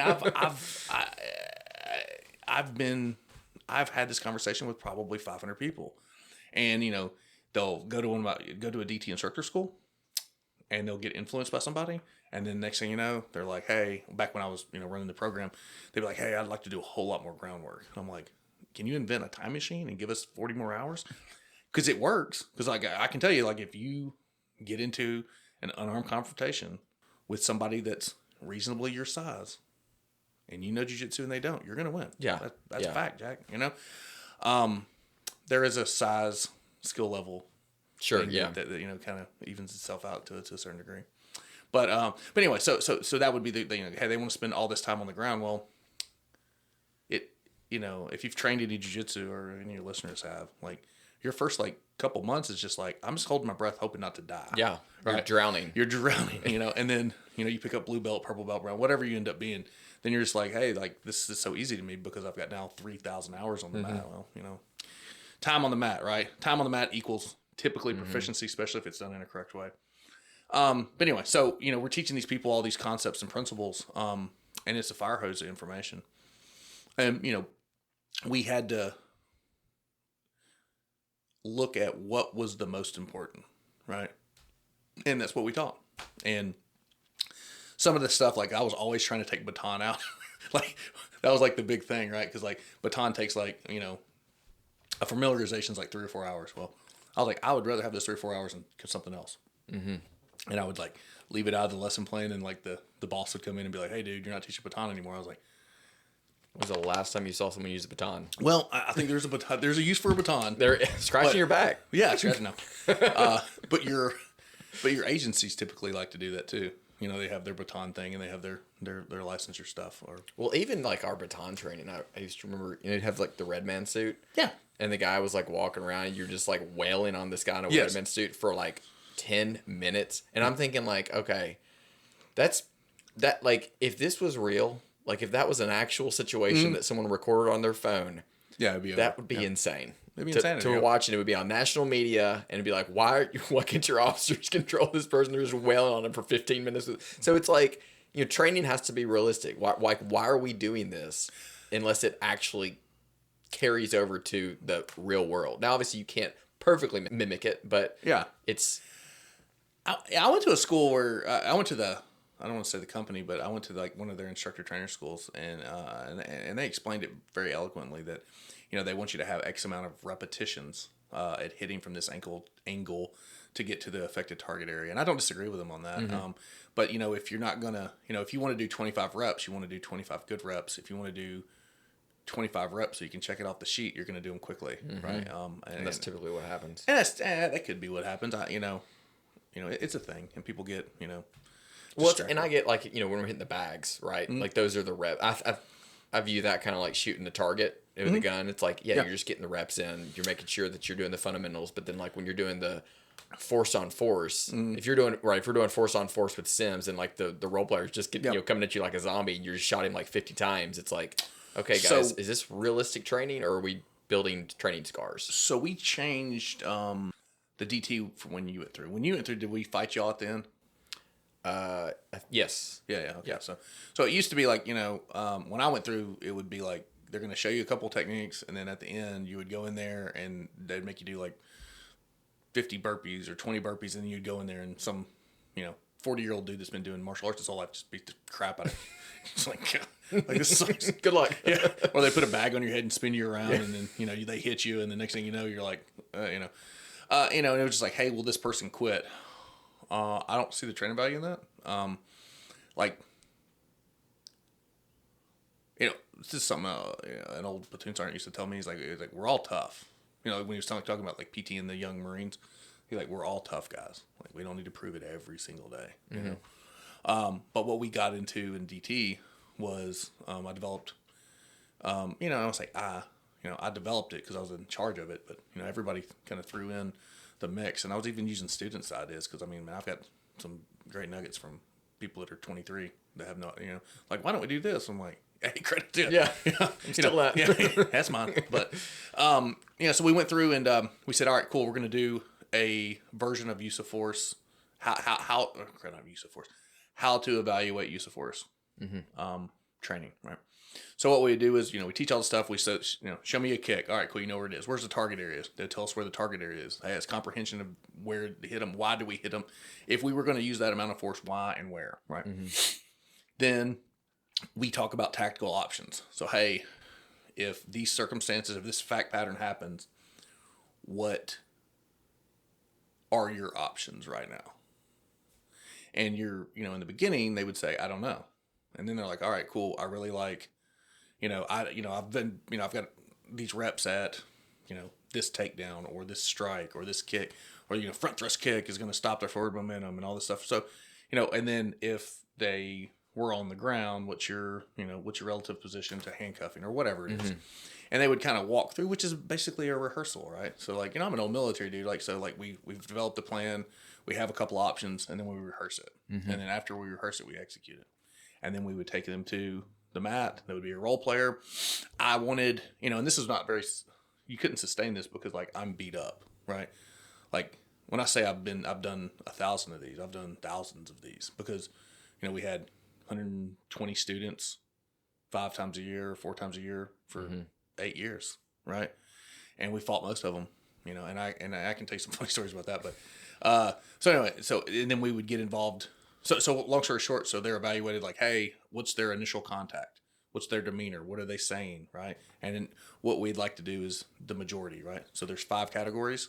If they got 3 of them right, then that they pass standard majority, right? And then there's 5 sections. So if they pass 3 out of the 5, and then if they quit or say something crazy or say something like racial slur and hit them, like, yeah, clearly you're failed. Yeah. But what so like their initial contact, their language, their positioning, their arrest procedure, their searching procedure, and what it did is like, hey, this person got, we swung and hit this person with pads on, right? And they, created distance, went to an intermediate weapon system. That's a pretty good plan, especially if you're 145 pounds. We grabbed a hold of somebody, and these are very scripted, right? In our head, that the student had no idea what was going on. We'd basically shoot in and grab them by the waist and try to pick them up. Well, they would, do X, Y, or Z and how they dealt with that situation. And then post-event, they could give us other enforcement, use of force options. And what it does is it really showed us that they have an idea of what an appropriate amount of force is versus, punch them in the face, or, I'll just pull out my gun and kill them. Yeah, because that's a joke that they always, they used to say like, oh, what do you do if I grab you? Oh, I'll just pull out my gun and kill you. Yeah. Good luck with that. Yeah. Good luck with afterwards. That. Yeah. Have fun with that. I mean, it's not have fun with that, but it's like, you're going to like, it's too simplistic reduction area. Yeah. And then the second conversation would be like, hey, when you shoot somebody with a gun, they typically don't die. Handguns are not good at killing people. Yeah. They're not good at killing people. It's like, cars are better at killing people. But, anyway, so that's how we would kind of, that's kind of the progression of like, we took the DT program to where we were really trying to validate if they had an honest understanding of appropriate force against, somebody doing something, So you would have the officers who had been going through their own DT program, and then you would evaluate them based on these like scenarios? No, our students in the academy. Oh, okay. Yeah. Okay. So like at the end of the week, instead of just like going in there and getting beat up by the instructor, we were running you through a mock scenario, and then we would there would be a physical part of it too, but it wasn't like a smoke session. It was more like these are the other 3 things or 5 things I could have done, and because all we're trying to do is give you use of force options, and to see if you can interpret the stimulus that we're giving you and give an appropriate response, because that's really all we care about, right? Yeah. Because all we really care about is like, hey, are they going to lose their mind and make somebody a unicorn? I take a baton and stick it through their head. Like that's what we don't want, right? Or we don't want the guy to be on the ground and some drunk land on him and they pull out their gun and try to body shot somebody with a Glock, like, which are all things that have been done, right? Or pistol whip somebody. Things have been done. So, so it really gave us a real opportunity to evaluate that student. And some of the agencies, a lot of the agencies around here, not even here, but I've been contacted. I do consult work too, consultant work too, but they're really looking at, hey, this is probably a better for us, right? Liability wise, right? Because, just showing somebody, hey, do 100 punches and then they go out there and punch somebody in the face. Well, Well, it's like the bill drill. If all you ever teach your officers to do is bill drill, just drilling the target, X number of times. Every time you shoot, you're going to shoot the target 7 times. Well, what do you think is going to happen when they go and shoot someone? Yeah, for They're sure. just going to drop 7 rounds into them, and they're not going to be responding to. I like what you said about stimulus, because ultimately that's what you are responding to is a stimulus. Yeah. And like even at the range where all we do is targets or threat or beep, and it's like that's not the stimulus that you're going to get in a real fight. And so I think that's very smart to go towards. Let's see how they respond to the real stimulus and evaluate whether or not that was the appropriate response and realistic response, right? So like one of our scenarios, so like we had it on like a thing, and I'd play music, if you remember, I always play like not like Taylor Swift, and just because I'm silly, right? And I also like Taylor Swift, but my kids are obsessed, right? But I would play loud music usually, or Russian rap music, just something obnoxious, and every second, it went on a scale, but like if they came in and they were confident, squared away, said the right things, hey, sometimes there was no fight. Right, which was built into the training program. And I'm not going to sit here and explain the whole training program unless you want me to, but it was built in for them to win, and if they said the right things and they acted the right way. Because like I always thought like, hey man, like I came in there and I did what I was supposed to do, and then you punched me in the face, like in the training scenario. I'm like, this doesn't make any sense. It's negative reinforcement. Yeah, or so punishing them for doing the right thing because you want them to get hit, right? And I understand that whole wanting to, you want your student to get hit. I know that sounds crazy to non-cops, but like we want you to get hit in the face and to deal with it, right? Not just the face, but we want you to be able to deal with trauma. That's why you get pepper sprayed. Yeah, that's also fun, but for them, for me, right? But so if they did the right thing, they can walk out of there without having some kind of whatever. And then we would do a box drill. So we would say, hey, we had to I wrote all this out, right? It's like, hey, you did great, you did exactly what you were supposed to do, blah blah blah blah. They went into custody. Say that I did a good job. I did a good job. Perfect. Now we're doing a box drill. This has nothing to do with what we just did. We put the thing on and spin you around, and we're going to simulate you get sucker punched while responding to a call. And we'd hit them, not really, but they had the helmet on the mouthpiece. They go down to the ground. Most of us are at least blue, purple belt jiu-jitsu guys, big guys, wrestled, and we would just get on top of them, and they would have to work their way into some, facsimile of right. And what we were trying to judge was like, because one of the things that was kind of the big themes was like, we are taking people to jail, not fighting people, right? Because like, you'd see sometimes the officers, especially if they've trained, they'd come up, or they would like get out of it and then like pass guard and like try to mount, and then, which is something else that has to be addressed, but you have to talk about. Well, I feel it's appropriate to talk about in DT is like if you're a jiu-jitsu guy or a wrestler or something like that, like this is the rules of jiu-jitsu are enforced in a jiu-jitsu gym, period. It's a sport. It's a sport, and it's fun, and it's awesome, and it works great. If you introduce anything else, jiu-jitsu is different, right?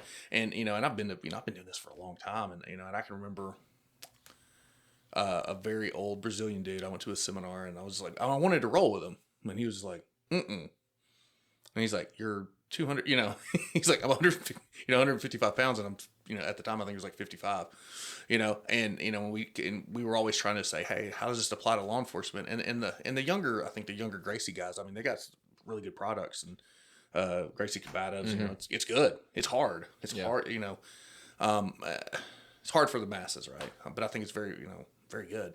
But, they would all, because these guys were traditional jiu-jitsu guys, and they would just be like, it doesn't, it'll help you to get up, it'll help you to, whatever. But like when you start getting punched in the face or a knife is involved, or a gun is involved, then, you got to change those CTPs. And that's where, anyway, so long story short, to kind of close the loop is, Defensive Tactics was fun. It was hard.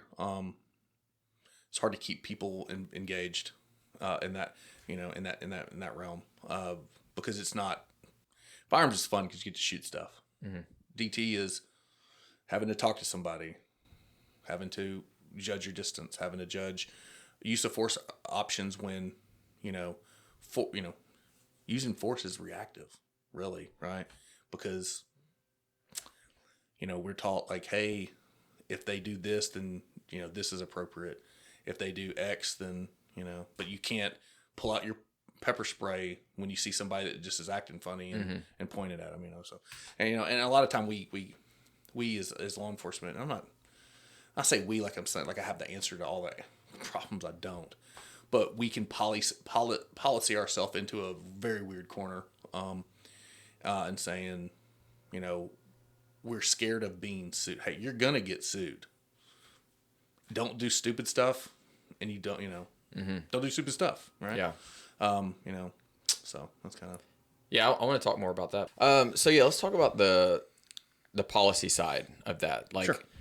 What are your thoughts on that, and like how departments can balance, because obviously they have to have policies, right? But sure. You can also, like you said, paint yourself into a corner. Yeah. How do you balance that, or how have you seen in your experience the best way to go about balancing that? Well, I mean, the agency can do whatever they want, for the most part. But when they ask me a recommendation, or they used to ask me a recommendation, I don't do that anymore, right? If you think about a scenario where you could win and do the right thing, especially use of force option wise, but it also breaks your policy, maybe you got a bad policy, So like we had agencies that were like, hey, we want you to say some kind of command before you display electronic device, think taser. Mm-hmm. That makes sense to a person that's not a cop, right? Because you could say like, hey, like I want to be able to verbally warn them, right? And then, but what, if you get kind of the weeds of it is, sometimes pulling that taser out and put it next to your leg is that not kinda. That's showing force, right? Mm-hmm. You showing up in a uniform, you showing up in a cop car, hey, that's force. You saying, hey, sir, come here. Or, hey, sir, you're giving a lawful command. I mean, all these things are force that, agencies sometimes only start with force when there's a potential for injury. And that's not, in my opinion, that's kind of where we kind of overlook it at, right? So you showing up to a call in a uniform, you're showing force. You say something, you're showing force. You having that on your belt, that's a show of force. Mm-hmm. One of the things that happens one of the things that happens when you're dealing with large groups of people is the crowd reacts collectively to what the law enforcement's doing in some capacity, right? Where if the crowd's getting rowdy and the bus shows up with the SWAT team or the riot team guys, there's a change in the crowd, or there could be. The crowd keeps getting rowdy or disorderly. They're doing something lawful, but it's going on the edge of to where they're either going to hurt somebody or throwing things. That would be an example. Then the guys get off the bus with their riot gear. Okay, that's show force. They put on their riot gear. They're showing force, right? Mm-hmm. Yeah. So like if you understand in those terms, I think agencies wouldn't have the inclination to write policy that gives a script to using force, or gives. See, my recommendation has always been, hey, use the amount of force necessary to effect an arrest. Period. Sign it. That's your, you know what I mean? Mm-hmm. And then here's my guidance on the issued equipment that we give you. Right? Mm-hmm. And then that guidance can be whatever, but guidance is not policy. Mm-hmm. Does that make sense? Yeah. Yeah. And that's good. So, and I don't want to say the smaller or the less policy, the better. But sometimes that's an appropriate action. Because the world is so dynamic and fluid. complex. It's difficult to write a policy that's going to perfectly fit this thing. Just write a policy say don't do stupid stuff. Don't hurt people, right? Don't hurt people unless they need hurting. Because sometimes people, and that's the weird part about force is that, it's a mechanism that the society gives us so that they can live their lives, right? Mm-hmm. People can farm and people can be dentists, and then they're going to pay somebody taxes to defend them when they need defending. That's why I say that everyone is pro-gun. They just don't realize it. Some people just don't choose to have a gun. They just would rather outsource that to someone else. And that's it's a societal thing, right? Mm-hmm. Hey, we're gonna pay, we're gonna pay the savages. They're gonna get haircuts and get some training, and we're gonna pay the people that want to do that, an amount of money so that when the wolf knocks on the door, I don't want to be like a no fear T-shirt or like some like weird podcast person that's given like David Goggins type stuff, but but there needs to be somebody ready to rock and roll when something when that worst day happens, and that's a reality. It could be a way. It's like a weird flex for some people, right? To say, hey, I've got the answer to all of these things, especially in like a city, where there's like people that are making policy that have absolutely no interest or reasonably know anything about law enforcement. Mm-hmm. And then the your chief or your sheriff or whomever, your special agent in charge, they have to make it right with these people. Mm-hmm. And I know that sounds kind of strange, but like they have to if you hire like in state government, there is a an appointed person by the governor's office that is the decision maker for those agencies, like say highway patrol or whatever it is, safety. Luckily they put good people in the spots, but in the instance that somebody along the way either is ill-informed or has a some kind of agenda, then that could really affect the policies, i.e. the ability for the officers to do what they need. And and I think something that should be said when we're talking about like especially like throwing darts at people, which I don't think we're throwing them at anybody, is that law enforcement is the best it's ever been. Like, and that's, people, when I tell them what I've done for the majority of my life, they say, oh, it'd be a terrible time to be a cop. I'm like, wrong. Best time in the world to be a cop. Hey, we've got, inventions that have changed law enforcement. If you really think about it, 100 years ago, what were cops doing? 200 years, you know what I'm saying? Not when I say 200 years ago, I mean, people that defended, because, it started off in a much different way than, hey, I'll do it. And here's $50,000 a year, $100,000 a year to do it. But we have the ability to say, get past the enforcement piece. Technology is advanced where we can, save people's lives like roadside.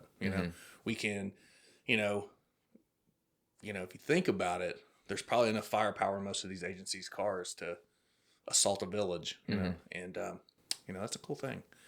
And I like to, anytime I say something, that kind of throws a shot at administrators, I also want to say like, hey, things are pretty good to a certain degree. Yeah. You talked about liability and how, being overly concerned with liability. I've noticed that too, where it seems like they're just so concerned with getting sued, or every single time they get sued, the city just folds, or cities will just fold and bend over it. And it seems like it creates a positive reinforcement to other people who may want to sue. And yeah, so we'll do an experiment, right? So when COVID happened, right? I mean, how many people did you see driving down the road in a car by themselves with a mask on? Several. You know what I'm saying? I went to Walmart one time and I saw a dude with a bag on his head, and I was like, man, it's going downhill, boys. Yeah. Keep that bag on long enough, you won't get COVID. That's what I said. I said tape around the neck now. People react to things, and I'm in the Army. I'm in the National Guard, and I'm an officer, which is odd, right? And I hear, I'm getting on the end now of, we need a solution to this problem, not, hey, there's a problem, who do we call, right? So it's very easy to say like, hey, somebody crashed a car that a officer crashed a car at night. Well, no more driving cars at night. That's just a stupid example, but because that middle level administrator, whomever, feels probably obligated to tell their boss or version of their boss, here's a solution to a problem that we have. And that's one of the lessons that I've always tried to tell myself, is that not everything's a lesson. Mm-hmm. I mean, sometimes stuff just happens. Sometimes stuff happens, you know what I mean? And, there are problems that we don't have solutions for, but on the policy side of the house,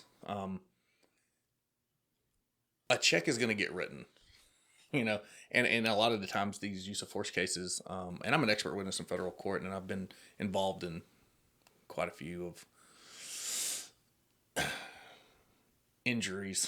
injuries, but, use of force incidents where I've had to interpret something or give an explanation of events. And those are kind of ugly sometimes, because sometimes it looks really bad, but when you break it down, you're like, hey, this is appropriate. Mm-hmm.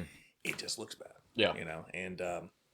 And you can break down, one that I'm thinking about in general is we broke it down frame by frame, and we were like, look, like when, I don't want to get into specifics of the case because I think I don't know if it's out of all of that yet, but it looked like that. Like it was like one of those videos, like you looked at it first and you're like, uh-oh. Mm-hmm. And then when you broke it down and you saw the variables, you're like, okay, well, I'm really glad this is not me. I mean, I was like, I'm glad I'm not on either end of this. Yeah. But the officer, in my opinion, did act in a reasonable manner, and knowing what the standard is, right? But I like what you said about there are some things that happen that there just aren't solutions to. That's correct. One time, I remember during roll call one morning, they were talking about something that happened the night before. Someone, their LPR, license plate reader, picked up a car going in the other direction. That's kind of cool. And the officer turned around just to initiate a traffic stop. Sure. And in the process of doing that, no pursuit had been initiated yet. Mm-hmm. The person took off and flipped. Didn't hurt anyone else, hurt themselves, sure. Whatever. Got the car because obviously it flipped. Next day in roll call, their solution was, don't turn around on any cars if you notice they're stolen. And I swear I thought that I was like, there's no way I heard this right. I had to have misheard what they said. And I went up to one of the sergeants afterwards and I said, I just want to make sure I understand, you guys don't want us to turn around on stolen cars? Mm-hmm. Yeah, we're just, worried about, the possibility of them running liability. And I was just like, okay, all right. If the citizens of the city knew that this is what you were telling their officers to do, I think they would be up in arms.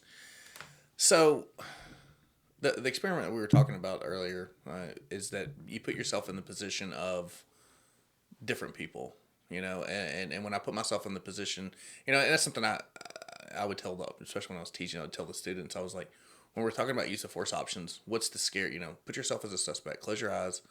When we do this particular disarming technique, I'm like, close your eyes and, take all the cop stuff about you and throw it away and think about yourself and being in a desperate situation. And now you have substance abuse dependence. Mm-hmm.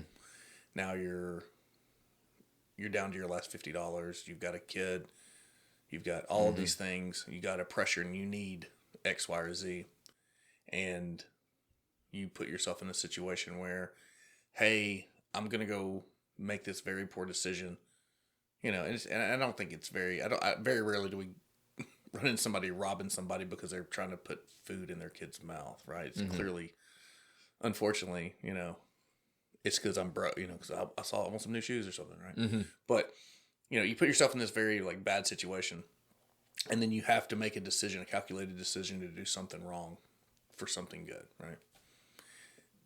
And if you think about that long enough, you'll realize, at least I realized that, hey, it's in me, right? Mm-hmm. I mean, I don't want to act like I'm fighting being a criminal, but, I get it. Mm-hmm. Right? A different world, different way. Yeah, absolutely. And now I'm coming in contact with a law enforcement officer, right? And, the thought experiment, I don't know if I ever did this when you were in the academy, but I would make them lay on the ground. Not make them, I'd tell them by force, or we're going to the hill, right? Yeah. But I want them to kind of put themselves in the shoes of somebody that has committed a crime. Now, think about being intoxicated driving, right? What would you do to get out of that, right? Not, some weird sexual stuff. More like, You try to act cool. You try to act calm. You got gum in your mouth. And now, as a cop, you're like, you walk up to a car, it's 11:30 at night. He's smoking cigarettes with gum. Dude, So you're kind of running yourself through that scenario. Now you kind of up it a little bit. Now I'm going to commit a robbery. All right, I've got all the robbery tools, the burglary tools to burgle, right? And then I got my mask and my gloves and my flashlight. And I get stopped by a police officer. Does that make sense? And so now you're thinking like, hey, they don't really know what I'm doing yet, but if they see this, they're going to, realize like, hey, I'm about to do X, Y, or Z. Now put yourself post-event. You've committed this robbery. Nobody got hurt. You stole a bunch of stuff. You get stopped by a police officer. The first thing in your head that you think about is they know, right? Because the regular person, I've been a cop for 20-something years, right? And a patrol car pulls behind me. I'm like, oh my gosh, they know my license is expired. Yeah. It's not, so you have all that to lose. And when you start thinking about that, you can gauge at a very elementary level, in my opinion, their options, which help you create your options. So, you fast forward, but you push it to the limit to where, every murder happened somewhere. And if that body is not found at the murder scene, it got transported somewhere, right? Hopefully you can't relate to this. Every line of cocaine that somebody does came from a kilo, that came from a shipment, that came from a cartel. I mean, in the grand scheme of things. So to say that stuff doesn't move A to B is insanity. I mean, I lived in a town that most people's never heard of, and I've got, hundreds of drug seizures that you would be like, what? And if you found yourself in a situation where you're behind the wheel of a car, or you're at a house that's got a substance or something or a dead body that's going to put you in the jail forever, what would you do? Most people would fight. Well, that's you. I want to fight. But if you really want to think about it, if you really get to the nuts and bolts, you know what I'm saying? And I used to teach this in the undercover school that me and another guy kind of would put on. This agent that was telling me about, Wayne, is, if they find out that you're an undercover operator or if you're an informant, the longer that person thinks about it, there's only really one option, right? Think about it, right? If I was an informant and I was, and you're selling illegal guns in here or something, some version of that, and you're like, hey, everything I know is going to be gone, and you at some point realize that I am that person. The second I walk out of this house, you're gone. I mean, let's say you're not gone, but your options are gone, right? So, on that traffic stop, on that, in that contact with somebody, if the worst thing has happened and they tried to hurt you, does that make sense to you? Then, if you can do the thought experiment to where the worst thing in the world is happening to you and you now have contact with law enforcement, what are your tactical options? One is give up. The other is what? You're going to have to attack, kill, whatever that officer. Because once they find out, then, and that radio hits, the world knows, and it's over. So that was a thought. This is like a 30-minute thought experiment, right? Or not really, but it's more of like a sit down and try to think about what you would do if you were put in that situation, even if it was your own fault. And I always looked at my tactical options as a little different. That's what made me wear a secondary weapon on the other side. That's because and this all started in interdiction for me, because I was like, hey, if I stop the guy with all the drugs, what are the odds of him making sure that there's just a dead body on the side of the road and and that car leaves, right? Set your car on fire or whatever. That was always in my head, right? So does that even make sense? Yeah, because that person has, they at that point they're at the end of the rope, and at the end of the rope, man. The desperate people do desperate drowning stuff. at that point. They're drowning, and really, did you ever read that book Bravo 20? Man, it's like British dudes, and it's like during the Gulf War, and they always, every one of these stories that if you've ever read them, what's the one with the Marcus Luttrell guy? Lone Survivor. Lone Survivor. Yeah. So that's an old story. Probably goes back to but there's probably versions of this throughout history. You're somewhere you're not supposed to be, right? And this is kind of relates to this. You're somewhere you're not supposed to be. you're doing snoop and poop and whatever, and then a young farm kid sees you, and he's going to go back and report that he saw, well, the answer is what? What's the real answer? Most people would say kill him. Absolutely. Right. And that, I mean, what I'm getting at is that same scenario exists in law enforcement For that person. Who's at the end of the rope.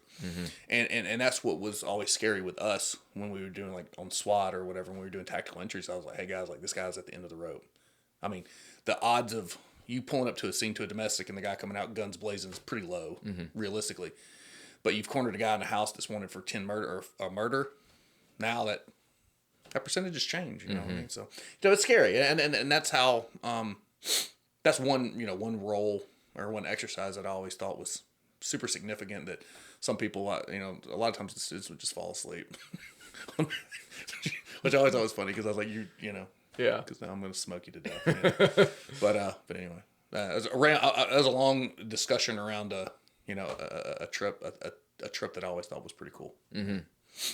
No, it does make sense, and I think it's an important thought experiment to put yourself in those people's situation because, one, it's important to have like some level of empathy, not sympathy, but empathy, and be able to relate, and because it helps you predict what someone may do, what they could do, yeah, or what they could do, yeah. Yeah, there are options, but it's because it's easy just to like, for the officer, with the number of stops they do or domestics they go to or whatever, it's just another number.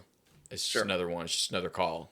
But to think about like that person, that may be the scariest thing, and the thing where they're like at their breaking point, and understanding that if they're there and they're at that breaking point, you may be between them and what they think is freedom.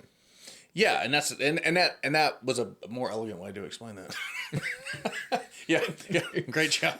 Yeah, edit all the other crap out. Yeah. No, it was. I'm just making sure I understood what you were saying.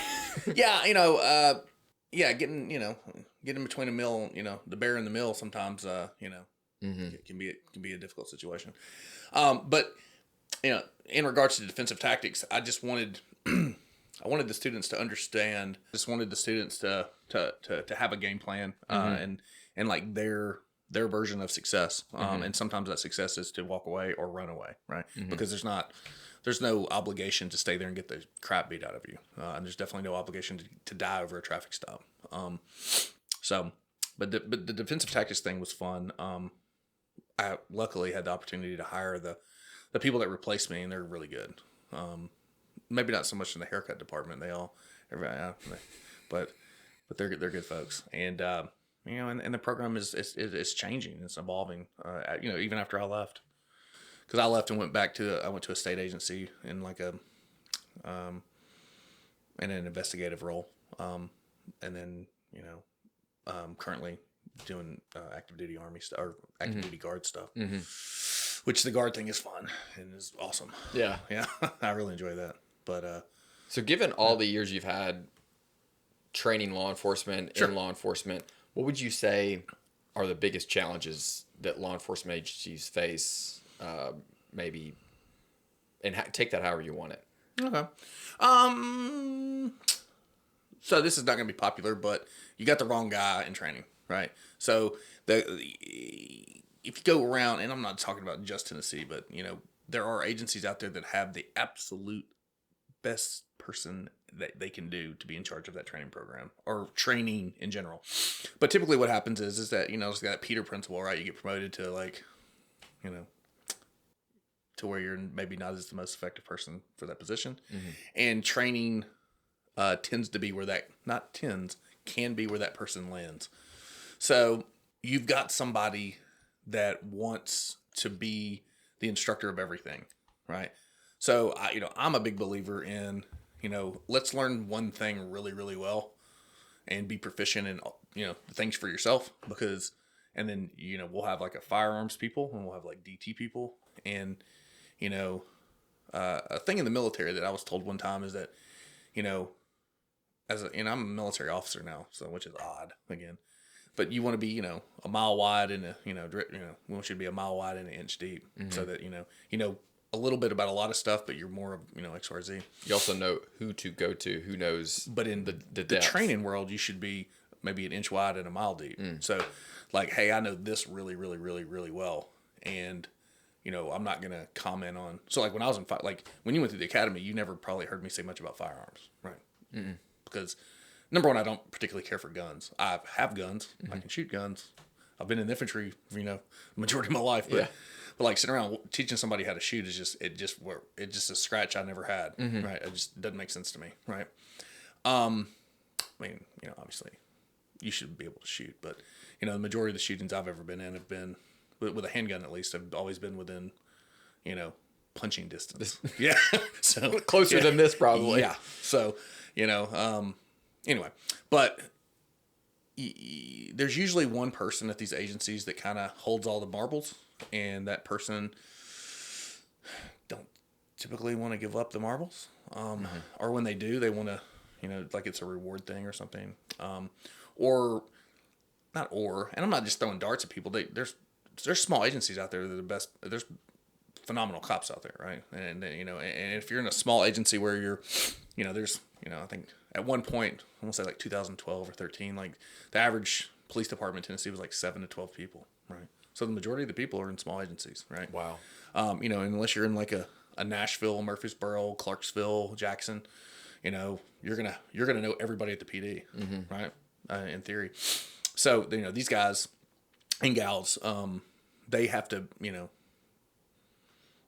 know a bunch of things. They can't, one of the things that I always found was interesting was we'd get officers from like LAPD and New York, and we'd be like, ooh, they probably know a bunch of stuff we don't know. Wrong, right? Hey, yeah, they're like, oh, I worked in the traffic division for 16 years. Like, oh, so you don't know how to do anything? Yeah, cool guy, but yeah, So, and again, that's not always the case. There's phenomenal people from other places, but the fancier the agency, we would, when you get to actually know them, you're like, oh no, because the guy or gal that works at, what's the smallest agency around here?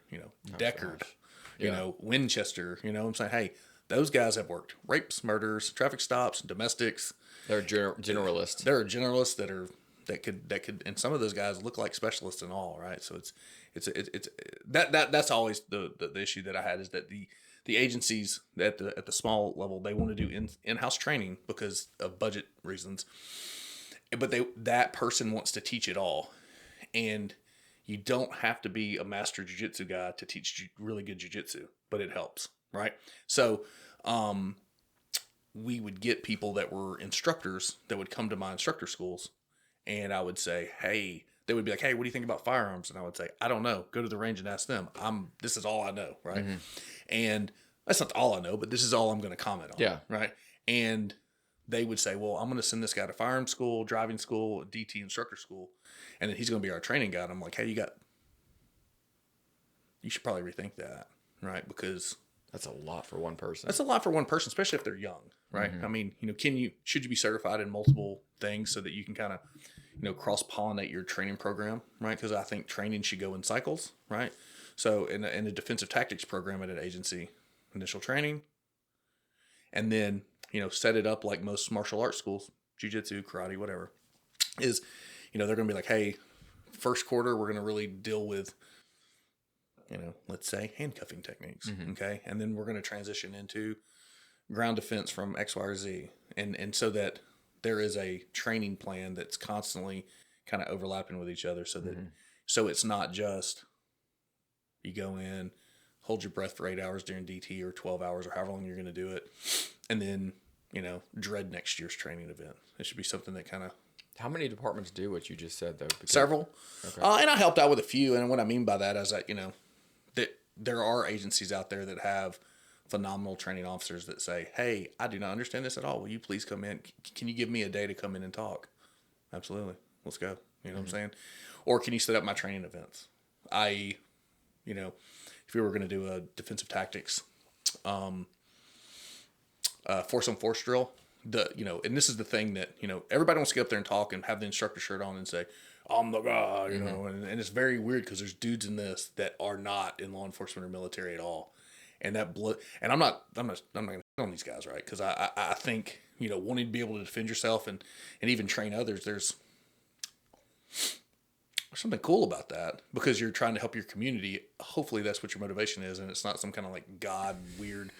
You're trying to play like special forces guy, and, and there's hundreds of those guys running around, but it's the motivation is what my concern is. Correction, that's what my interest is. I'm not motivated at all. I don't know about that specifically, but there. I'm sorry.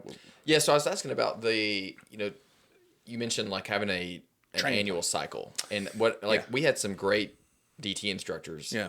But the actual training cycle was poor, because we would do phenomenal DT training in the beginning, and we would have like, during the like in service or something. Not the in service, but our department's like mini academy before. I'm not gonna use his name, but that academy, and then every year we would do, maybe during COVID they didn't, but do the 8 hours of DT during in service. But there wasn't the natural like, hey, in the first quarter we're gonna work on handcuffing techniques, and like so. But there are departments that do that and have that built into their. Yeah, there are, but and again, I don't know everybody's training schedule. I know that I would send somebody. Usually, they would send them to a defensive tactics instructor school, like one maybe that I was teaching or involved in, and we would have a conversation about training. And they would all, and they would ask, hey, what do you think about this? And for context, I was the lead defensive tactics instructor for the state, and it was all I was doing. So it was like my 100% focus. And I would say, hey, I'll help you out, and I would write them, hey, let's do this. And, make sure that your agency's down for it, but do a force on force or a version of that, because you can scale it back, right? So when you're 50, like I'm in my mid 40s, right? Like I'm not the 28-year-old dude that I was, when I, or 25-year-old or whatever. So, it's not, it's real easy for a 30-year-old instructor DT wise to go in there and say, all right, everybody, we're going to do ground stuff. Well, hey, guess what? My hips hurt every day, bro. Like, hey, guess what? I'm 55 years old and I'm trying not to get the knee replacement. So, the argument of, hey, if they can't train to the standard, they should go home. Well, that's not reasonable in long. So like in the military, like they're already hurting for numbers. Yeah. And it's not about numbers, but you should have, there's something, the conversation about an officer that is, 50 years old, 55 years old, that's, put on some weight, has some health issues. Like, let's not negate that dude or that lady has a closet full of experience that they should be, that we should be utilizing. I mean, some of the agencies that are around here, I can remember being a young guy and running into a 55-year-old master patrol officer and initially thinking, what a piece of shit, this guy's a turd. And then being on a call and being like, oh gosh, humble pie. He just solved this problem and he explained to me why. And, their experience, long story short, we shouldn't just say, hey, you should be able to, you should have to fight a 30-year-old DT instructor for in-service, because they're not going to do it, or they're going to get hurt, and you're going to have, those issues that are big concerns of agencies, and they're very reasonable, a lot of agencies have went to this or tried to have looked at going to like a PT test or some version of that, and my question is like, what happens when they fail it? Are you going to fire them? Because like in the Army, if you can't pass a PT test, you're gone, right? Eventually, right? It's pretty easy to pass a PT test right now, but the training cycle should reflect the type of work that you're doing, in my opinion. So, like we did, I did it in service for a very large agency, and they basically they went to my DT course, and the guy that they put over it, extremely humble, good dude, and he just said, "Hey, I just don't understand this like y'all do, because this is what y'all do every day. Will you give me some time to come in and kind of talk the piece, and then show us a couple things, and then maybe set up a use of force stuff." Too easy, right? We went there, and we did it. So their patrol division got a version of it. Their detective division got a. Why? Why are we not teaching the same thing? Because patrol officer's job is different. Yeah, detectives are much less likely to be in a DT incident than. But I think if the detective is involved in a DT incident, it's very likely to be more tougher, right? If you're a homicide detective, you should be arresting what? Murderers. Yeah. So if you're a narcotics detective, you're dealing with drug dealers. Yeah. And the drug dealers aren't arming themselves typically to fight us, right? They're, you know what I mean? So a lot of times when we hit these, back when we'd hit these houses and stuff, and we'd have drugs, guns and money, those guns weren't for us. They were for somebody trying to rob them, which, and that's another conversation. But anyway, but yeah, so your training could and maybe should reflect what type of work you're doing. Some of the stuff that we got into in the end, especially with the officers that have, post academy, one agency example, they're plain clothes. So, hey, how to manipulate your handcuffs while wearing a dress. Obviously I didn't wear a dress, but Equal opportunity. hey, whatever. But, these agents, are wearing suit pants or power pants or, you know what I'm saying? So, we did some training with that, and then 2-on-1 drills. We call it contact and cover, right? Hey, how are we going to communicate with each other of how, because you've probably been in a dog pile. I hope not. But I'd say you've been in one before where guy runs, something happens. You got, one guy on his leg, one guy on his other leg. Two people are laying on him. The sergeant's in the back going, stop resisting, because that's what we're supposed to say, And really, there's no, because the guy on, at top is saying, show me your hands, and the guy on bottom is saying, quit moving. And so, fighting the other officers half the time. You're contradicting each other, and I've been guilty of it myself, I'm sure. But we're involved in that in our, we involved that in our training program so that one person could take control. With this agency that I was referring to, we really drilled how to hold somebody, not in a submission, but hold somebody in a restrained position while the other person goes and gets the handcuffs, because that was the problem they were having constantly, is that they typically didn't carry handcuffs on them because you start off right. Well, so hear me out here, right? Were you in a plainclothes unit at all? Okay. Well, here's the secrets, right? Unfortunate. Excuse me. Is you wear a gun. Like I can remember doing surveillance on, you wear a gun, you wear extra magazines, you wear a handcuff, you wear a flashlight, and you try to do it in a clandestine environment. In the summertime, Doesn't really work. it doesn't work very well. And then you're sitting in a car doing surveillance for 8 hours, and you're like, I'm just going to take this gun off. And then it turns into, hey, I'm just going to leave it in the console. And then, hey, I'm telling you, it would blow your mind. Like, I remember we hit a house one night, and the backup, the circumstances of it were a little odd, because it was like, hey, we got to go right now. And, and I was a SWAT guy at the time too. So, put on plates, and I'm like looking at everybody, I was like, hey, get your gear on. They're like, we're good. I'm like, one guy's got a phone with a light on it.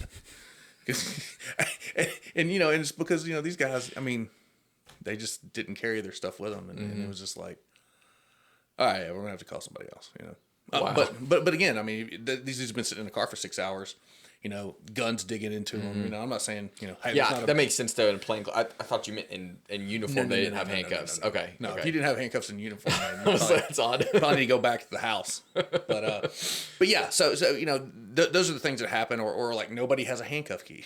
That was something that happened a lot. It was enough to where when I was in narcotics, like I went to that local place over by the academy. Greens Military. Oh yeah. Yeah, and the guy that owns the place, he's super nice guy. He just gave me. I was like, hey, how much are handcuff keys? And he's just like, gave me a whole bag of them. I just kept them in the car. I was like, I think I still got them in my garage, because we were constantly not having handcuff keys, which was kind of an inside joke and kind of funny. but yeah. But would that answer your question? I think? Yeah. To an extent. Something else you mentioned earlier, talking about like use of force. Sure. I've noticed a lot of departments are changing their policies from force that is reasonable to force that is necessary. And can you discuss? I've heard there's different using language opinions from Graham v. Connor, probably, right? So, okay. So when you look at it, when you look at force, right? This is my opinion, right? I'm not speaking for an agency. I'm talking, maybe even as an expert witness, right? When you look at force, several different ideas of how it's judged, right? But I mean, or not judged, but how it should be determined. But, the officer at the time of the incident interprets something. And whatever that person's response is, the officer's response is based off of, what they see, what they perceive, what their training is, and then what a reasonable person, a reasonable officer in that situation do something similar. or the same thing? Mm-hmm. And if the answer is yes to that, then you're good. Mm-hmm. Does that make sense? Yeah. Right? And that always made sense. But when they change it to necessary, that's where I don't know specifically about that. That sounds like somebody just thinks it sounds better. Mm-hmm. And when you look at the language and even in laws, like, you'd be surprised that like the amount of thought that you've put into it and the amount of thought that they put into it is not the same sometimes. Mm-hmm. And I'm not saying they're negligent. I'm just saying that, reasonable and necessary, they probably aren't cops. They're probably staff attorneys that are, Well, it seems like using the word necessary opens the door for judging in hindsight, right? So if you show up to a call and someone has a fake gun and they point it at you and it's at night and you reasonably think it's a gun and you shoot them, you're good. Reasonable standard. Yeah. But then a necessary standard seems to open up the door to, well, it actually wasn't necessary to shoot them because they didn't have a gun. Well, the language is pretty clear, and I don't have it verbatim here, but but the courts aren't going to look at it, because hindsight's not 20/20. So looking back, what it actually is, but what it looks like and what they can interpret it. So it's really easy for me to understand. For a young officer to understand what the reasonableness is, right? Right. If the old idea was, if you have to think about pulling the trigger, you probably shouldn't, right? Mm-hmm. Because that's, kind of like, should I or not? Probably not, right? Yeah, Because I mean, like, hey, man, I can tell you from being involved in several of these, like, it's not, hey, should I? It's like, I'm about to get killed. Mm-hmm. Or, and that's where society gives us this little piece of third party, right? So we can protect ourselves. Everybody can do that, but we also protect third parties and in some cases property. But the necessary thing, that doesn't make a whole lot of sense to me. I don't think it's wrong. I just think it seems unnecessary. It seems to even change that, like, because and I don't know how where can it's changed. How can you not judge someone by just say it's just a reasonable standard? So and I can get into specifics, but like, this is the thing that kind of was shocking for me when I started testifying in some of the federal courts. It's what they're looking for, right? So like, you can sue a ham sandwich, okay? Mm-hmm. I'm not talking about like some terrible attorney suing somebody trying to get 33% of some settlement that they know they're going to settle because it's cheaper to settle than to take it to court. Like, and those people are scumbags. No offense. If you're offended, then probably change your life. Yeah. But what the courts are looking at is like, hey, what happened, right? And I'm not going to get into the specifics of it, but I had one case, and it was a very long case, and we were talking to these, U.S. attorneys, and it wouldn't say, we as cops, especially as administrators, they think, all right, I went to this course and I've got this license from this company and now I'm certified. Hey, that don't mean nothing, right? The courts don't care at all.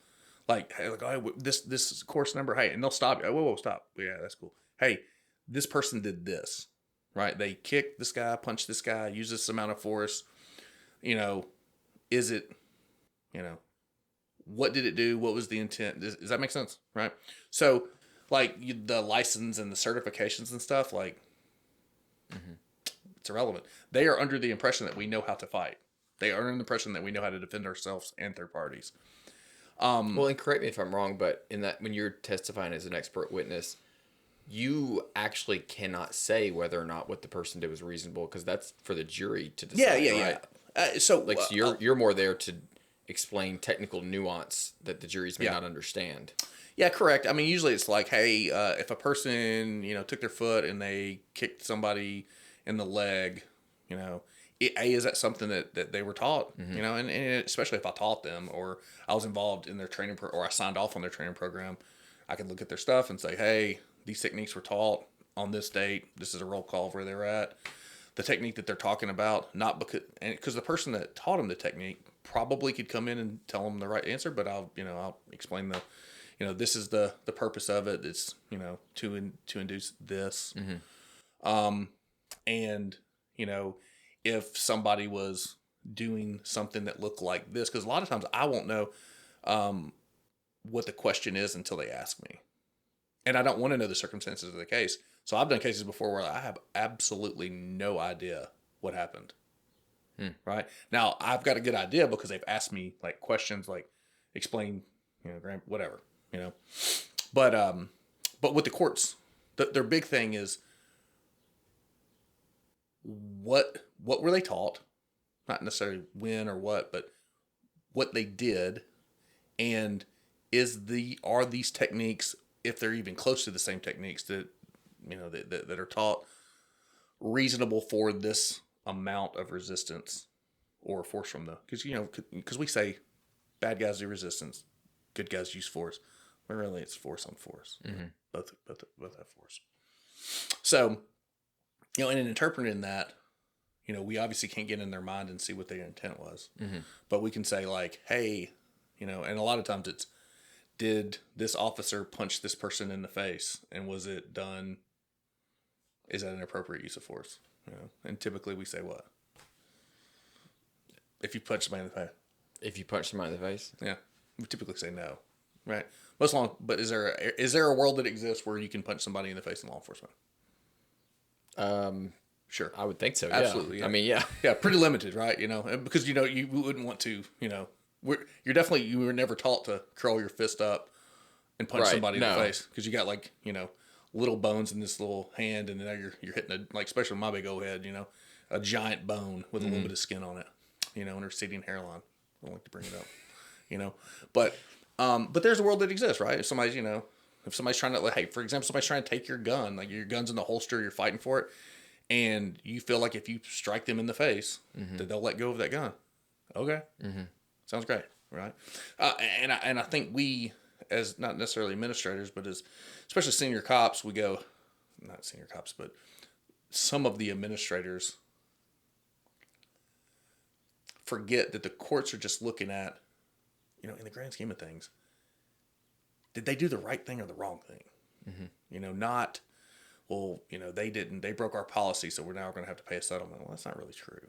You know what I mean? You could pay a settlement if you, again, you could sue a ham sandwich. I mean, so, I don't know if that makes sense. Does that make sense to you? Yeah. So, can you maybe give some examples of situations? I mean, obviously not ones that are still ongoing, but Sure. Talk about some cases that maybe where, the officer did something and like how that works in like an expert witness capacity.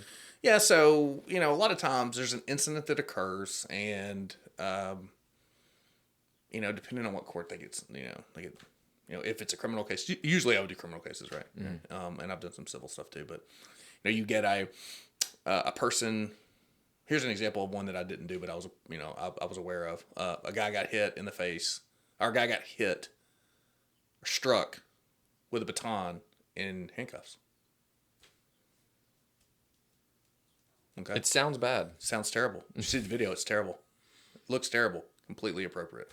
And what I mean by that is that in my interpretation of what was going on, it was fairly appropriate, because the guy was in handcuffs. Whether he should have been put in handcuffs is not something that I'm, it may, does that make sense? So if he was put in handcuffs illegally, that's not what I'm trying to interpret, because I don't know, right? He's in handcuffs for some reason. He's being detained, right? You start your analysis here. Boom. This is where I start, and this is where I end. Yeah, you don't care about I care. where he was born, where all this stuff. Which is, but so something happened. He's in handcuffs. He starts fighting.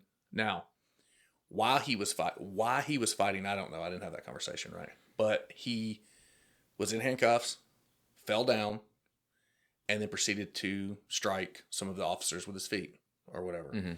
A baton was used. They gave verbal commands. They hit in a target area that they were trained to do. When the person quit striking, they backed up and quit striking. Were they hitting like vagus nerve or common peroneal and okay? Yeah, and I think I just used the wrong nerve. Where's the vagus? That's all right. In the vagus nerve, Vegas is in Nevada. But isn't there a Vegas? Yeah. Get all technical, man. I got a GED, dude. But yeah. So he's down on the back. He's on his back, kicking, and he's down there kicking. They use a baton. And long story short, when the guy quit kicking the officers, the baton was brought up back. Now, granted, would that be my go-to? No. Okay, I'm not gonna lie to you. Hey, not my go-to.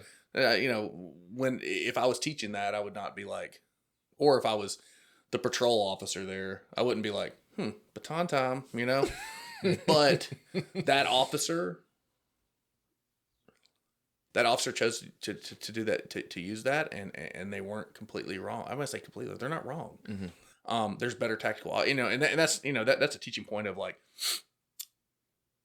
one time I saw a guy build a mailbox,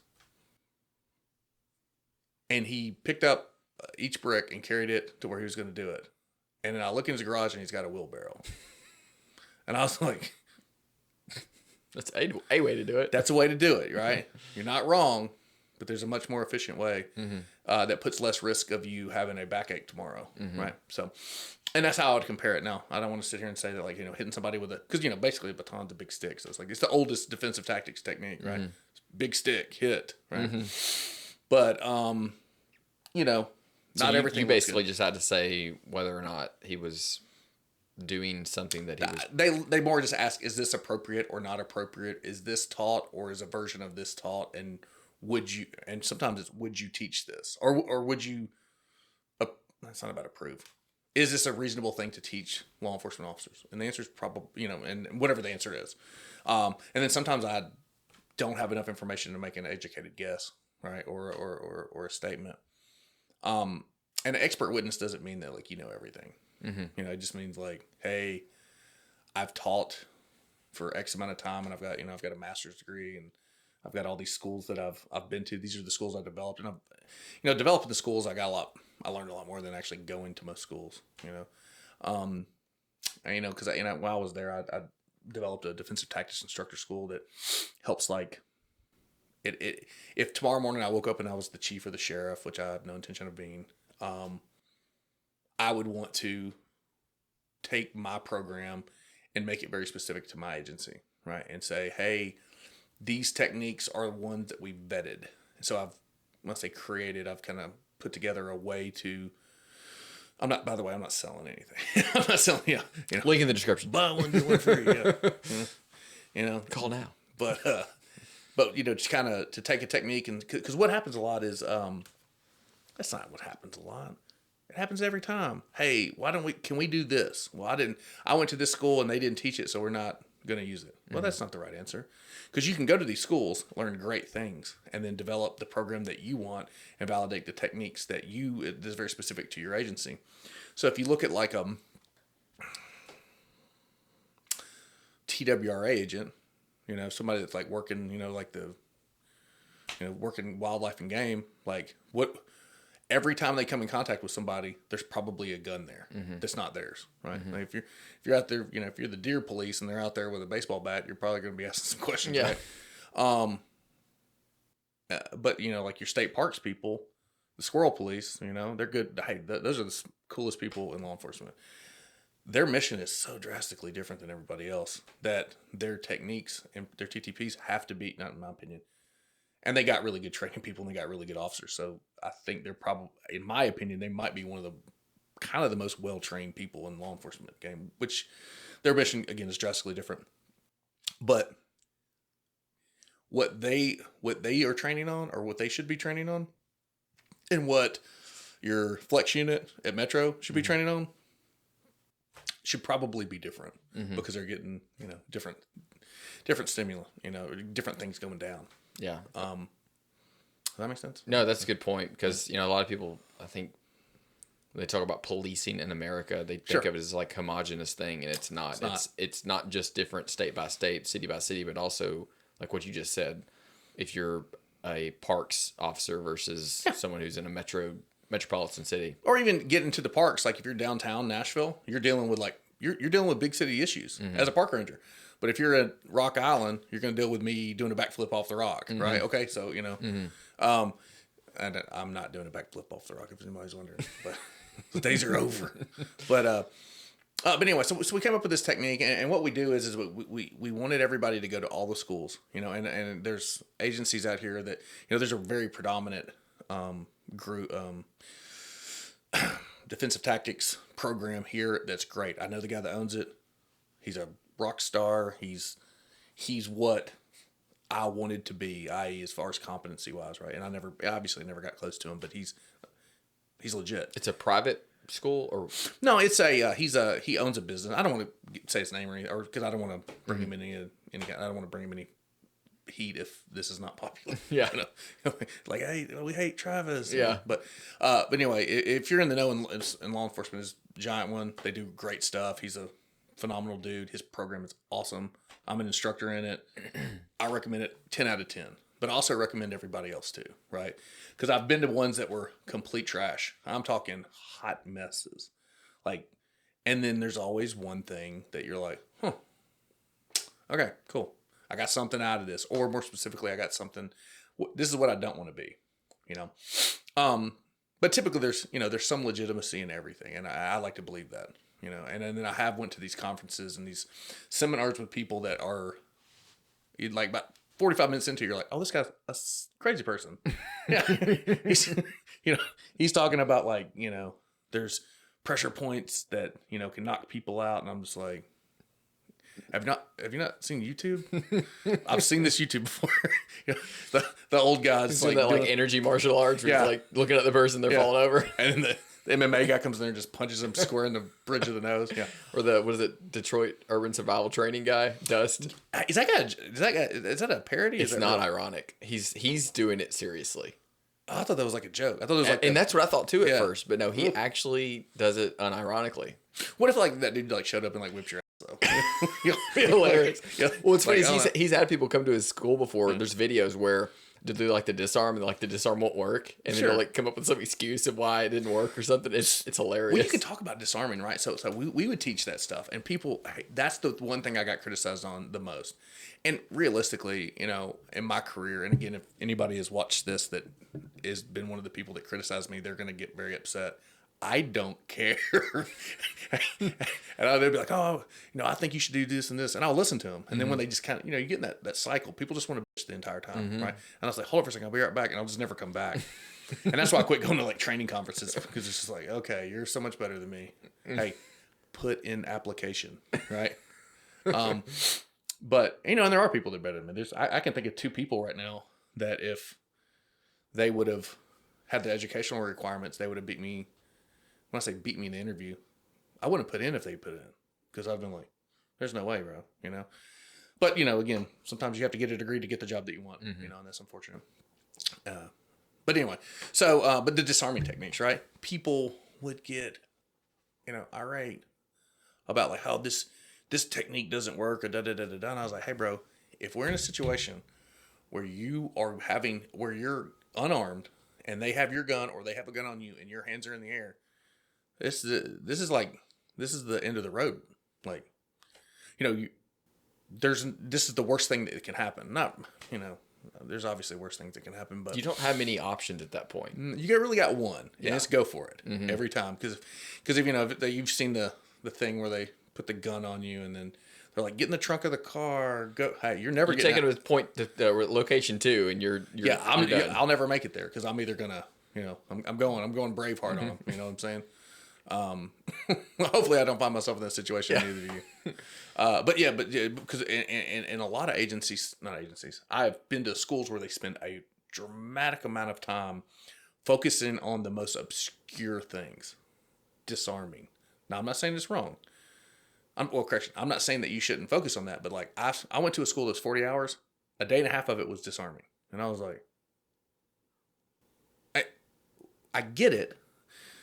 This is a 12-step process that it took me an hour to figure out, and now I've got it for the time that I'm here. But I mean, you spend a lot of time on something that's, it's if it's an investment, man, you're betting on the penny stock, But anyway, so what we would do is we have this way to validate, and I came up with a system. I call it components of acceptability for force, right?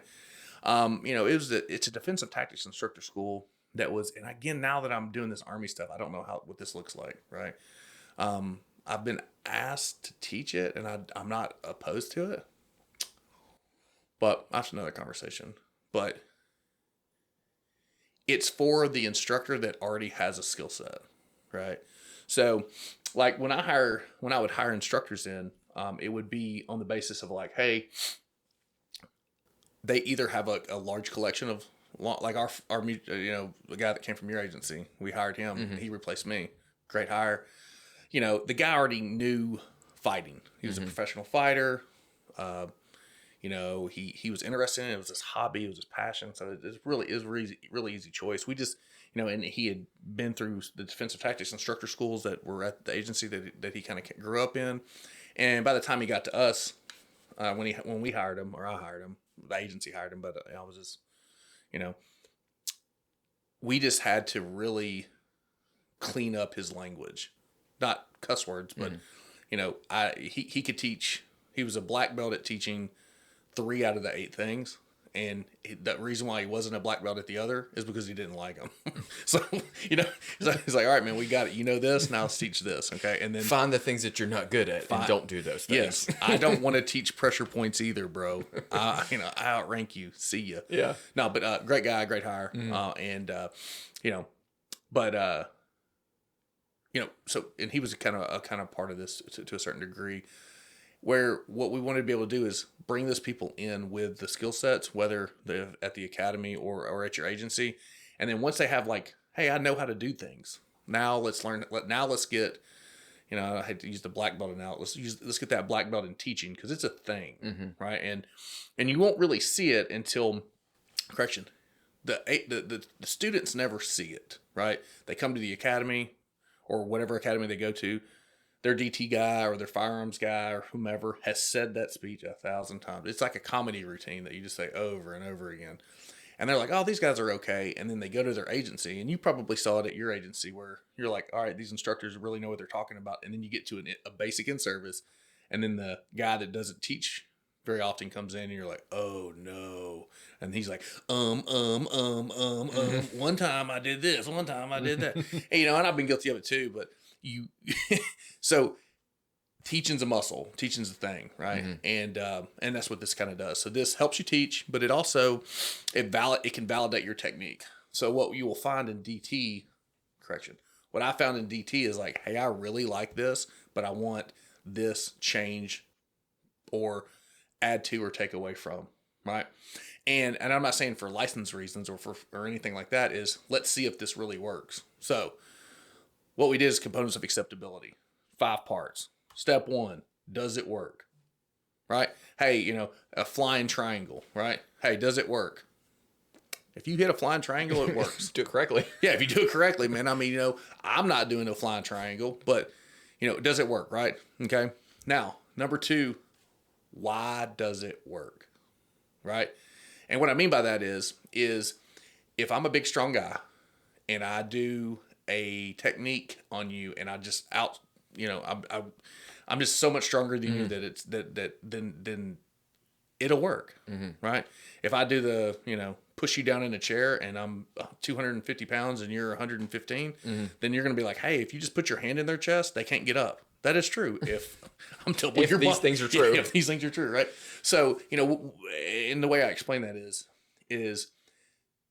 it works with the big, strong guy that's been doing jiu-jitsu for 20 years. Does it work with the 25-year-old, 130-pound female who has never trained at all? No, cool. So what that makes you do is, what are the reasons why it works? So like, there's a physiological, like if I kick you in the leg in the common peroneal, there's a physiological response to that. Have you ever been kicked in? I'm assuming Yes. when you got promoted, you felt in the Marines, if you Yes. get promoted to NCO, they figure out where the common peroneal is really fast. So, but a couple things happens, right? The physiological reason, there's pain. B, it overstimulates that motor nerve point. Hey, your legs drop out from underneath you, right? And what I'm talking about is getting kneed in the common peroneal. And then, if you do it in the right spot and hard enough, they'll drop, right? So, hey, that works. It does. There's a reason why it works. You don't have to be big, fast, and strong for it to work. So if it passes those muster tests, our third one is an evaluation of risk, right? Because that's the thing. Risk of injury for the officer and for the citizen. Because, and the citizens don't believe this, we don't want to do anything that's going to hurt people. Right. Especially permanently. It would be great if we had like a button that, and a taser is kind of a version of this, or electronic device, is that we could just cause you immense pain and then put you in custody and then turn it off, and then there's no side effects. Yeah. That would be great, right? It just doesn't exist, right? But what's the risk? If we train this proficiently and train this to a proficient level and not, have unnecessary risk. And that's the thing, right? And, so the next one is, and this is where people get offended. Not offended, but just get kind of like, well, let me tell you something. Right? Can I teach it to you? Right? The teachability of something is a very real thing, right? Because, you're a firearms guy. Firearms guys are, I'm not throwing stones. They're not the worst at this, but they're pretty bad. Like I've been around some like celebrity trainers, right? That are like, I was, Delta Force, and now I'm teaching. Who wants to train with me? Well, the guys are there because they want to hang out. They want to picture on Facebook with you, they're not, because the thing that you have that we don't have is that 10,000 rounds to that pistol, and a motivated mindset to do X, Y, or Z. And I've been around some of those guys that are the most not just that unit, but these, high-end specialty guys that are like, they're cool, they're fun, they're motivating. So like, oh yeah, okay, that makes sense. And the fact that they have these experience, that's awesome. But, time on the mat or time at the range, if you don't have that, that's probably never going to work out for you. But can I teach somebody something in the amount of time that I have? Right. So in jiu-jitsu, you've trained some in jiu-jitsu, right? So your first day of jiu-jitsu, you could be the fittest dude in the world, and you're going to go in there and you're going to get lit up. And then your second day, you're going to say, won't fall for that one again. You're going to get lit up. After about 6 months, you're like, all right, cool. I can probably last a minute or two before they submit me, right? And you fast forward a couple of years, and then you realize that they were just messing with you and they could have submitted you at any time, right? So they're just playing with their food. They're playing with their food. Yeah, that's a great way to say it. Yeah, I like that actually. So anyway, can I teach it? And, and some of the stuff is so difficult and so complex. And, like I think I've referred to it before, step 5 of a 12-step disarming technique. Yeah, I'm not going to remember this one. Okay. And then the last one, if it passed the muster for that, our last one is public acceptability. Very easy way to explain this. Would your mama be mad at you if she saw you do this? Public acceptability is one of those things that probably shouldn't be if we were going to live in a world that doesn't exist. But in reality, it does matter what happens, right? What does this look like on CNN What headline? does this look like? Is Derek, the George Floyd case where the guy was, and I can comment on this. I don't, you can criticize it all you want. The techniques that he was in were taught to him, or that were taught. And I don't think he really did anything until he didn't do anything, if that makes sense, right? So, like, I don't think anybody had any heartburn with, the circumstances, but when the guy had, if the guy had a medical emergency, and I don't want to dive too deep into that because I didn't, but if you had a medical emergency, obviously you need medical treatment. And if you're sitting on somebody and it's choking them, that's no, right? But there are techniques that are very similar to what that guy was doing that have been taught at the academies that I've been to, that I've taught at, right? But public acceptability, what does it look like? So if you think about like a choke, right? Think about a choke, like a rear neck choke, right? How many people have died this year, you think, from rear neck chokes? Probably zero. Statistically zero. Yeah, pretty hard. Google strangle trials and see how long it takes for somebody to die from strangulation, right? You know what I'm saying? And what you're going to find is jiu-jitsu gyms around the world now that, people aren't dying. And if you really look at the components of acceptability and you apply those to a rear choke, it hits all of the things except for the last one. So, hey, does it work? Sure does. And I'm glad you brought that up too, because I've thought about this before where they completely removed it, or say you can't even touch the neck after that incident, after the George Floyd incident, you can't even touch the neck, And I'm like, okay, you are, we have this use of force continuum, which they don't want to call it a continuum, but it still is a continuum. So a continuum is just a visual representation of resistance and force. That's all it's intended for. Right. It is not supposed to be like a step process. Right. Well, what I'm saying is like, you've now taken out this sliver of that continuum, and now the gap is not going to stay there. So these other two have to move to close that gap. And now you're basically said, well, when you get to this point in the, not saying it's a step process, but you've taken that out. So you were going to use this, but you can't use this now because it's no longer there. So now you have to use one of these other ones. Yeah. And so now I feel like we've actually put officers and citizens in more risky situation because we won't allow them to do, if you're properly trained how to do a blood choke. Because if you do that, person goes out, handcuff them real quick, and now they'll come back. Majority of your DT guys are, you know, that I've had contact with are, you know, when you explain it like this and like the conversation that we're having, they always come to the point where like, yeah, I wish we could teach that. And I know my entire time, like I literally, like when all that happened, I was teaching and I was involved in some of the policy that was coming out at the state level, the state recommendations. And I got to read those, and I don't know if they listened to me or not. I think they did. In one little area, especially the language piece about, you know, vascular chokes, you know, blood chokes, as you were calling earlier. Mm-hmm. What we wanted to do is I wanted to get myself and another instructor and go up on the state floor, and we're going to do rear neck chokes until it's like a filibuster. We'll just knock each other out until they figure out like, this is not dangerous. I mean, it just that would be fantastic. Yeah. It's like, hey, number 7. Okay. You know, but you know, but I could describe if I took 125 pound female and put her against a, you know, 250 pound, you know, muscled up person, and she could put herself in a tactical position to take that back and get that choke. 100 out of 100 times she wins that fight, right? Mm-hmm. Because she can put that person into either compliance or incapacitation and put handcuffs on.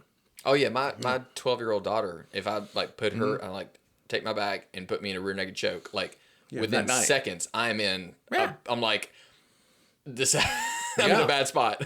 Yeah, and I could like get up and slam her against the wall, but you know, it's like you have to act fast. Absolutely. Or you're going out. Yeah, night. Yeah. If we do the thought process or the thought idea of like putting ourselves in a situation of a political person that is answering public, mm-hmm. you know, outcry. Look, a loved one gets killed by a police officer, right? And there's an emotional response to that. And that emotional response, you know, typically we make emotional based decisions are typically terrible. Mm-hmm. You know, like, you know, I'm mad and I'm going to say something to right it. Whatever you say is probably the wrong thing. We have to do something. Yeah, we have to do something, right? You know, so, you know, I can remember my youngest brother when he went to prison. There was a whole lot of stuff. A lot of people in my family are in jail or in prison or dead. I guess they'll all be dead at some point, right? Everybody, you know. So, but I can remember the officers that arrested him. I knew him, kind of, and I immediately was mad. I was like, these guys, what did they do to him? And I'm sitting there going, my brother, I love him, but he does bad things. He did bad things, right? He's been in prison for a long time, but he did some pretty ridiculous things with guns and drugs and, you know, just bad stuff. But immediately, and hey, I'm like a cop, and I'm like, the first motion I had was those pieces of, you know, mm-hmm. and I'm like, wow, I'm glad I didn't say that out loud. I'm glad I don't have a Twitter account or whatever. But so I can recognize that, you know, that people are emotionally, you know, connected to, especially now, to officers choking people and them dying, right? So, you know, I don't know if there's a solution to that generationally because, mm-hmm. you know, there's a video of it. and you know, and if it looks like that person's choking them and it looks like, and then they die, then it's got to be the reason they die has got to be because that officer choked mm-hmm. him. It couldn't be for any other 500 million. Couldn't be all the drugs in their system. And I don't know that. And I'm not throwing stones at, you know, the deceased by any means of imagination. But that's just how our society judges it and jumps to conclusions. Yes, and you know, but those conclusions were jumped to way before all of those things too. I mean, when I was a brand new officer, they were talking about, you know, chokes and, you know, how, you know, it kills people and stuff, and, you know, and everybody that trained jiu-jitsu was like, I hope not. I was at class last night. Maybe I'm dead. Yeah, you know. So, but that whole DT thing was. Or that whole components of acceptability thing really gave the officers, gave the agencies the ability to kind of find something that they liked. And then, you know, we call it beta test. And it was really cool because we did it at the academy where we had, you know, 150 volunteers at all times, you know, dying to help us. Mm-hmm. And we would take somebody that's trained, usually an instructor. We would break them into twos. So team over here, team over here. We would give them the technique. And the instructors are not the person that developed the technique, just two people, and then we would give them, 3 boys, 3 girls, one big, one medium, one small, all untrained. And then we would bring in a trained person just to kind of see the difference. We teach it to the trained person, usually the instructors, see how they did it. The DT instructors are going to pick up the technique really fast, and then they're going to, tweak it or whatever. And then we would take like the 130-pound girl that just got out of college or just whatever and show it to her, drill it a little bit, and then we would go live with an instructor in a force on force that doesn't know what the technique is, just to see what happens. And if both parties, again, this is not like a double blind placebo. This is just 2 groups of instructors with different body types, with people that have, no real skill. If they come to the same conclusion that it works, why it works, because like there's got to be a reason why, risk, is it teachable? And what does it look like? During those, did you have any situations where you were surprised by the results? Absolutely. What were some?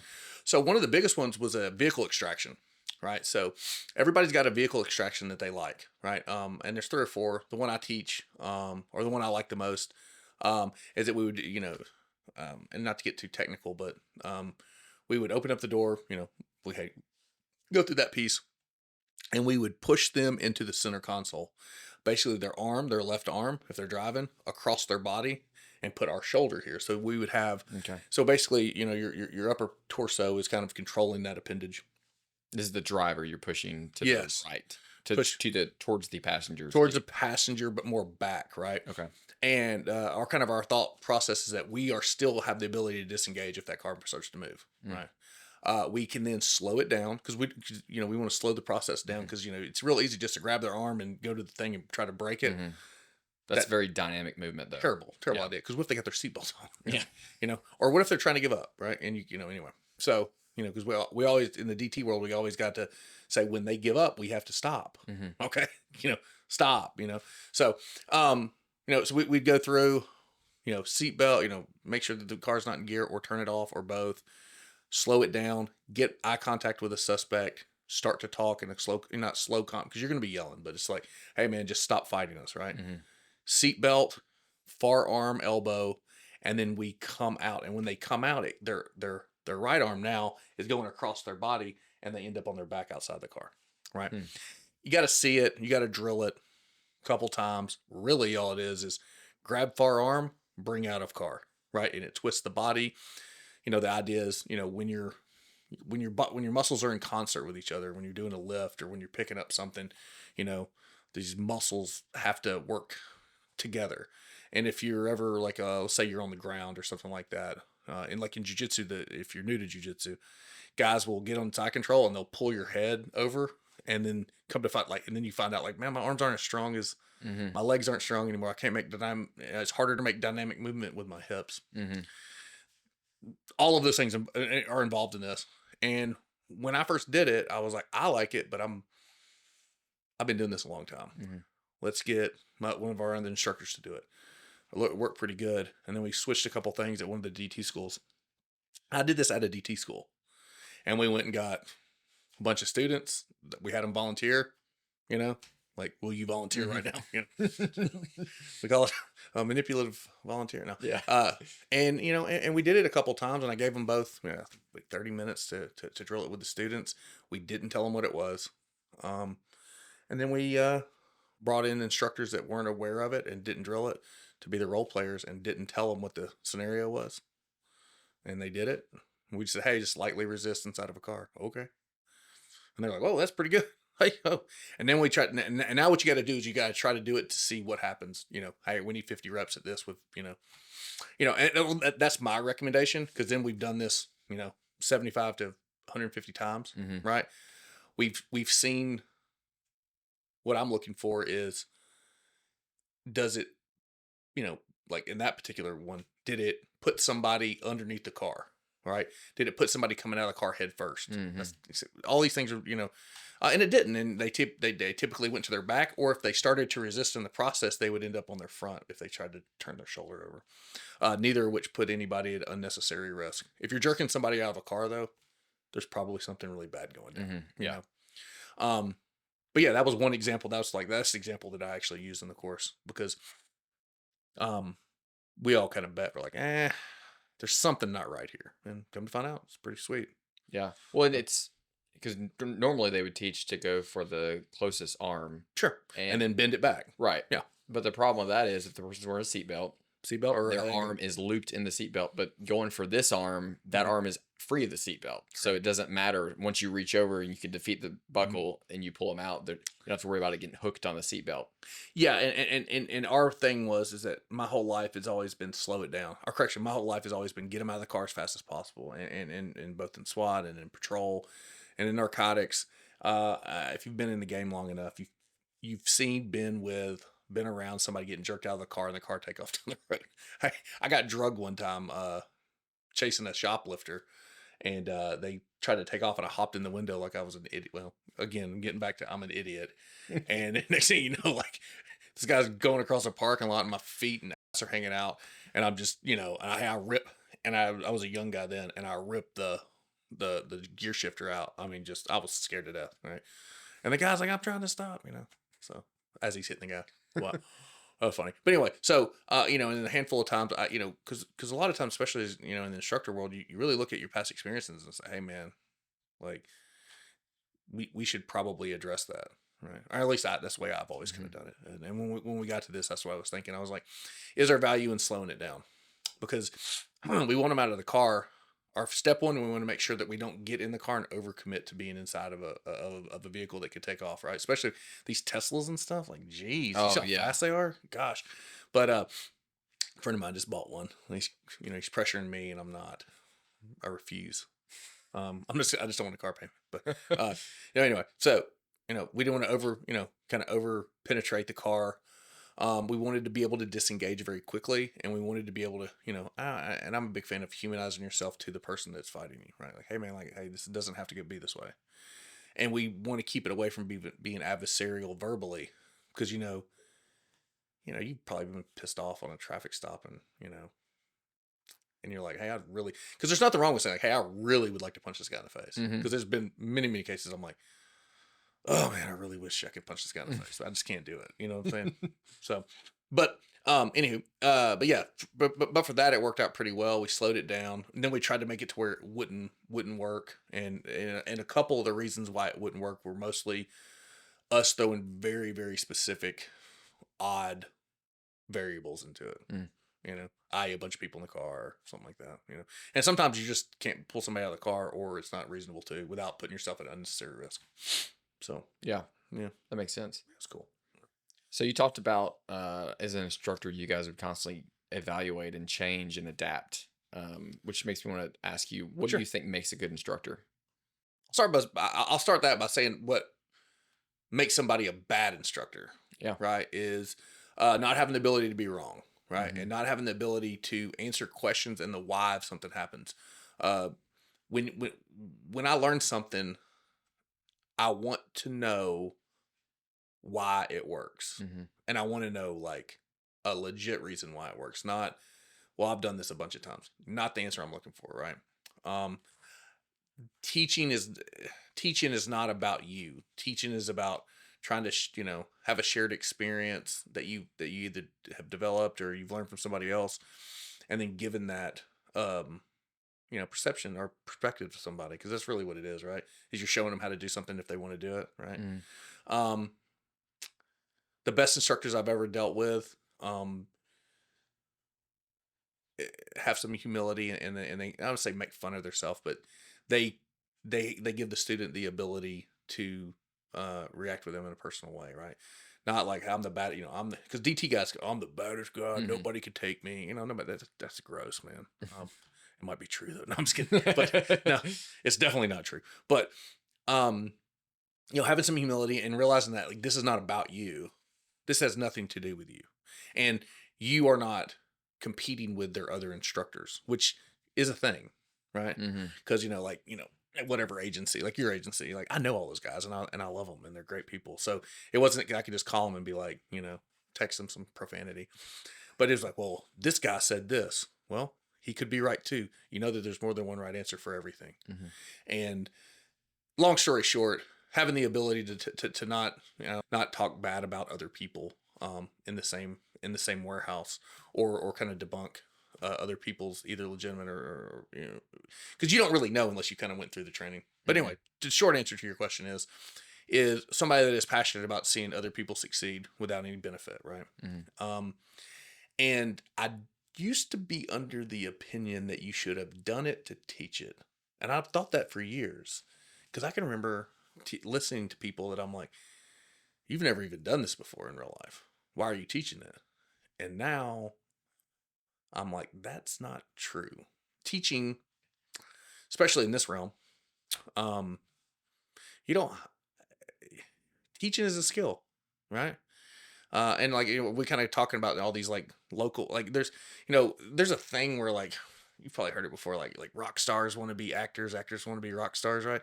And it blows my mind that when I say blows my mind, it blows my mind that there's these people out there that are just like there's these shooting schools and these people that are like, dentists and attorneys and, bakers and stuff. And they're, opening tactical schools and stuff like that. And I used to think like, man, what a moron.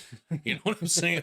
Like, because they were silly or anything, but I was just like, golly, this is cringy, and then the more I think about it, I'm like, why do I think this is silly? Do I think it's silly because I think I should have done that? No, because I don't want to do that. If somebody wanted me to teach something and I brought value to that, then absolutely I would do that. But, I'm not, I'm doing this podcast because, you asked me to do it, and you did a solid with my kids at a school. And I think this is a positive thing, but, but I always thought that was not training, but I always thought that was kind of cringy. And now the more I get into it, I'm just like, or the more I think about it, I'm just like, man, who the shit am I to tell somebody what they can or cannot do, And if that brings you joy and that brings you happiness, then man, I'm going to support you. You know what I'm saying? I'm not talking about you, by the way. Sure. Or am I? But, but you were a Marine and you were a cop. I mean, it's not like you were working at, Amazon and you're like, I'm teaching, snipers. What's interesting, you mentioned that because, I thought about that too. And I actually did a lot of people compare, the firearms industry, teaching fire to like almost like sports too. It's like, well, sure. Most people, I think most people are, it'd be colloquial to say like, oh, well, you shouldn't teach a sport unless you did the sport. That's not true. Right. Yeah. Because that there's two, I have the note in my phone, but I'll put a link in the description, but there are two Olympic swimming coaches that cannot swim. They taught that's actually pretty cool. Olympic swimming teams, and they can't even swim themselves. If they were thrown in the pool, they would drown. So if I was, that's probably the extreme. Yeah, I would have a good time with that. But then same thing with like, you have NFL coaches that had never been in the NFL. You have, there's several, I'd say boxing is probably the closest thing to, teaching people how to, shoot and defend themselves with a gun. Most people would think like, oh, well, you probably couldn't be a good boxing coach unless you'd box. But there's several like high level boxing coaches that have never even boxed. One of them was he was the father of this. I can't remember the name now, but he coached his son because his son was getting bullied, and his son ended up being like a successful boxer. Oh wow! I'm not a sports guy, but I had the note. I can send it to you later. But the so many stories about that are just remarkable, and you're right. It's different when you're teaching something, especially if you have immersed yourself in it, and you're like a true student, and you're like you said, you're humble, and you don't have a bunch of ego in it, and you're willing to admit when you're wrong. There's a guy you might have heard it, Gabe White. He's a shoot. He runs courses in Tennessee. This he's a robot. I mean, how he can run one-handed and shoot a bowling pin while it's swinging back and forth. I mean, it's like like magic trick shots. But he's also a phenomenal instructor, and he's but no military experience, no law enforcement experience. But he's immersed himself in that sport, and that's cool. And there's a guy that runs around here, and people just really shit on this guy. I'm not gonna say his name, but they it's kind of weird. But the message is super positive, right? And he's he's trying really hard, and he's not being down on anybody. And it's just like, man, like what? I guess my thing is that, I like to laugh and cut up with people, especially if it's in fun, right? But if somebody's trying at something really hard and they're still putting out a positive message and it's not wrong. So like these people that are teaching these things, they're not wrong. Like what they're teaching is probably not that bad. I mean, they're trying to help people defend themselves, save their life of the loved ones, and be better at, being harder to kill. Okay. Hey, sounds great. I'm in. I'm all on board, right? So, but I guess my thing is like, who am I or who or anybody to say what you could or couldn't do? And if you don't want to do it, then don't buy the product or don't subscribe. Or I don't do social media other than like pictures of my kids on Facebook, right? My wife runs all of that. But yeah, no, I don't think that you have to have those experiences, and more so like, we've talked a little bit about what I've done in my life, but I should be on paper a really good firearms instructor, but I'm not. I've been, I just don't care. I'm not passionate about it, so I just didn't put the time into it, right? Yeah. And that's assuming that I'm a good DT instructor, or I was, but yeah, you are.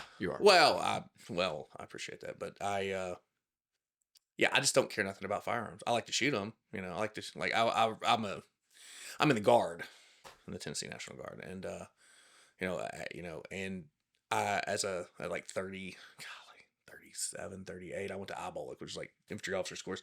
Yeah, I went to become an officer at like 37. Terrible idea. Just joking. It's the best thing I ever did, right? But it was really cool. I say terrible idea because like you're supposed to do it at like 23, So I'm like grandpa going through like this like really hard school, and but we went out to the machine gun range, and I was a machine gun dude in the Marine Corps because clearly because I was a big dude, and I like machine guns, and I was just out there on the range, and I was like, man, I'm getting paid to shoot 240s for like a week. I was just like, yeah, this is great. That's awesome. This is awesome, So, but if I tried to teach you how to shoot a pistol, or I could teach, or something, or whatever, it would just be gross because it would just be like point. But yeah, that's odd. It's odd that I never got into that. But anyway, well, that's cool. That's I like what you said about the instructor thing. I've asked several people about that. Like, what do you think makes a good instructor? And very similar answers. Oh, really? A lot of it has to do with like the ego and someone who doesn't have a lot of ego. Yeah. And something I was going to ask you about this too, with like law enforcement. A lot of times there's a lot of dogma where they will have these beliefs about something, and it's just so like calcified, and it's hard to break them out of that belief system.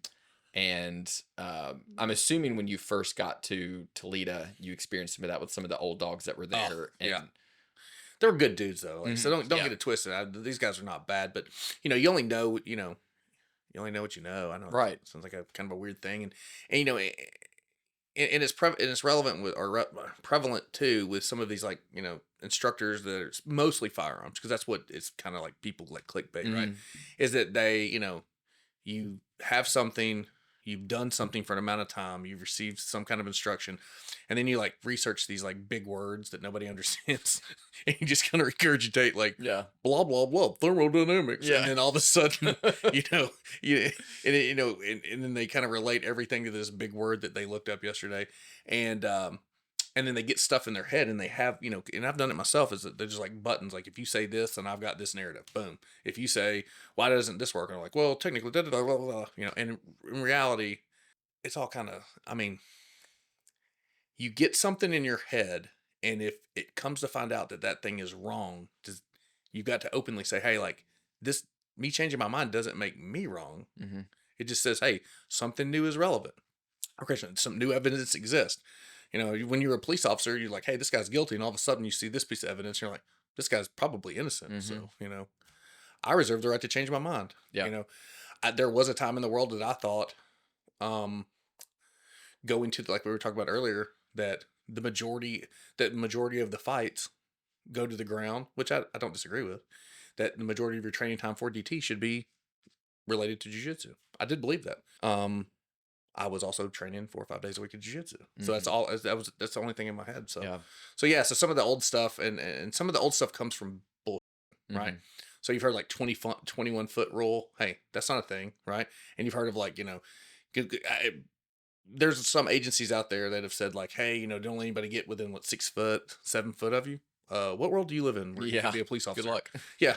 Like, hey, can you stand 7 feet away from me while we talk about your stolen lawnmower, Um, and then that 21-foot rule that came from a news magazine that somebody like me, like it was like a DT guy that, has no real relevance other than if you came through the course, you know who I am. Right. Mhm. And that's kind of the way I like it,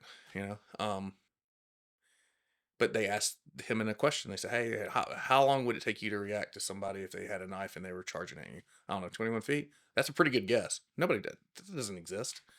And I can remember not me demonstrating, but it being demonstrated. And, they'd be like, 21 feet out and they're like, grab the gun and they would try to pull. And even the instructors couldn't, somebody's charging at you, with a knife. Yeah. So then you're going to like immediately, or like, remember like the OODA, like if I didn't want to say it because like these instructors would just say it over and over and over again, and that would be like, and then once I started teaching, people would be like, according to the, and I'm just like, please stop, it's obnoxious. But did I answer your question? Yeah. Okay, cool. Yeah, no, I think it's important to be able to change your mind and not like prioritize the truth over your ego. I think a lot of I've noticed several instructors within the law enforcement community do the opposite. They prioritize Sure. their ego over the truth. And then when you bring up valid points, Mm-hmm. it's almost like you're challenging them and not like not something else, not some other. It's hard to do though, because Yeah, it's very hard to do. It's hard to do, and you're teaching, and and I taught, and you say something, and they're like, "Hey, what about this?" And you're like, "Who in the hell do you think you are?" You know? And then you're like, "All right, I gotta chill out now." Okay, yeah, I'll look into that, or saying I don't know, or saying the fact of like, and this was a big thing, and even I know when you went through, I'm sure I was saying it because I've always said it, is like, "Hey, this is going to work until it doesn't anymore." Right? This could work, or until it doesn't. And we always call him like Bubba because we're from Tennessee, but like, at some point you're gonna find out, somebody's gonna grab a hold of you and they're gonna pick you up and throw you across the road. That's a really good idea to go ahead and create a lot of space, i.e., a train feature. Yeah. Because there's superhuman people out there, right? And I'm not talking like, supernatural or anything, but like I've got a cousin. He drinks beer and he every day and smokes cigarettes and it's never worked out. And I saw him deadlift 550 one time. Good gosh. And a pair of tennis shoes and some blue jeans. And I was like, oh, okay. And he was, we were older too. Yeah. So what I'm getting at is that, sometimes the disparity of force is so large that like Yeah. none of those techniques are going to work. And if you compliance is going to probably come from the gun or some other. it could intermediate or whatever the situation is. I mean, he's a sweetheart though, but, Not your brother. Yeah. Well, it's a cousin of mine. But, Or yeah. Yeah. But yeah, the old instructor stuff is it's touchy because people are married to things and people are they identify and their identity is behind some of these things. So, I would imagine if you know me on a personal level, you probably know that I was a cop, but you might not. Right. And I'm not saying that like I try to act like I'm not something, but law enforcement was never my identity. Many people do find their identity in that. I get it though, right? You work on a shift, you hang out with these same people. A lot of these cops get married to each other for very short amount of times. And then, and then they get divorced and they hate each other, but that's who you hang out with, that's who you identify with. And I can't imagine when you were a young cop. I know when I was a young cop that like, my neighbors would be like, hey, do you know this guy? This happened. Can you help me out? I'm just like, hey, blah, Yeah. But I watched, I don't want to say names, but I watched an older generation because when I came into law enforcement, the old generation dudes were old school, right? Like super old school. And I watched them retire in some capacity. And it wasn't good, right? They only identified with police officers. They only had friends that were officers. And then when they stopped, they died. Yeah. And they didn't have, I can remember being at at a restaurant with a bunch of my supervisors, and a bunch of old cops come in there that had just retired like within the last 5 or 6 years, and they were elderly men. And I was like, he's like, oh, I was the patrol captain here. I'd seen his name on paperwork. I was like, oh, okay. Like, is he like 500 years old? Wow. Yeah. But there's the culture and the alcohol and the unfortunately, a lot of people in this profession are, their own wife number 7 or something by the time they're my age, right? And I think that probably has a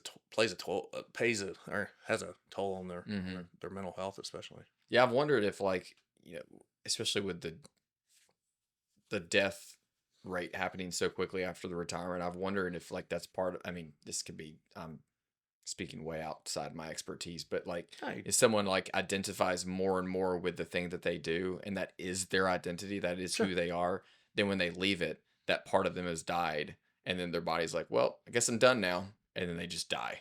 Yeah, I don't think that's wrong. I mean, I don't have anything but what I can say is that a lot of us talk about mental health, but the mental health piece of this, I've got friends that are, so you talk about going armed.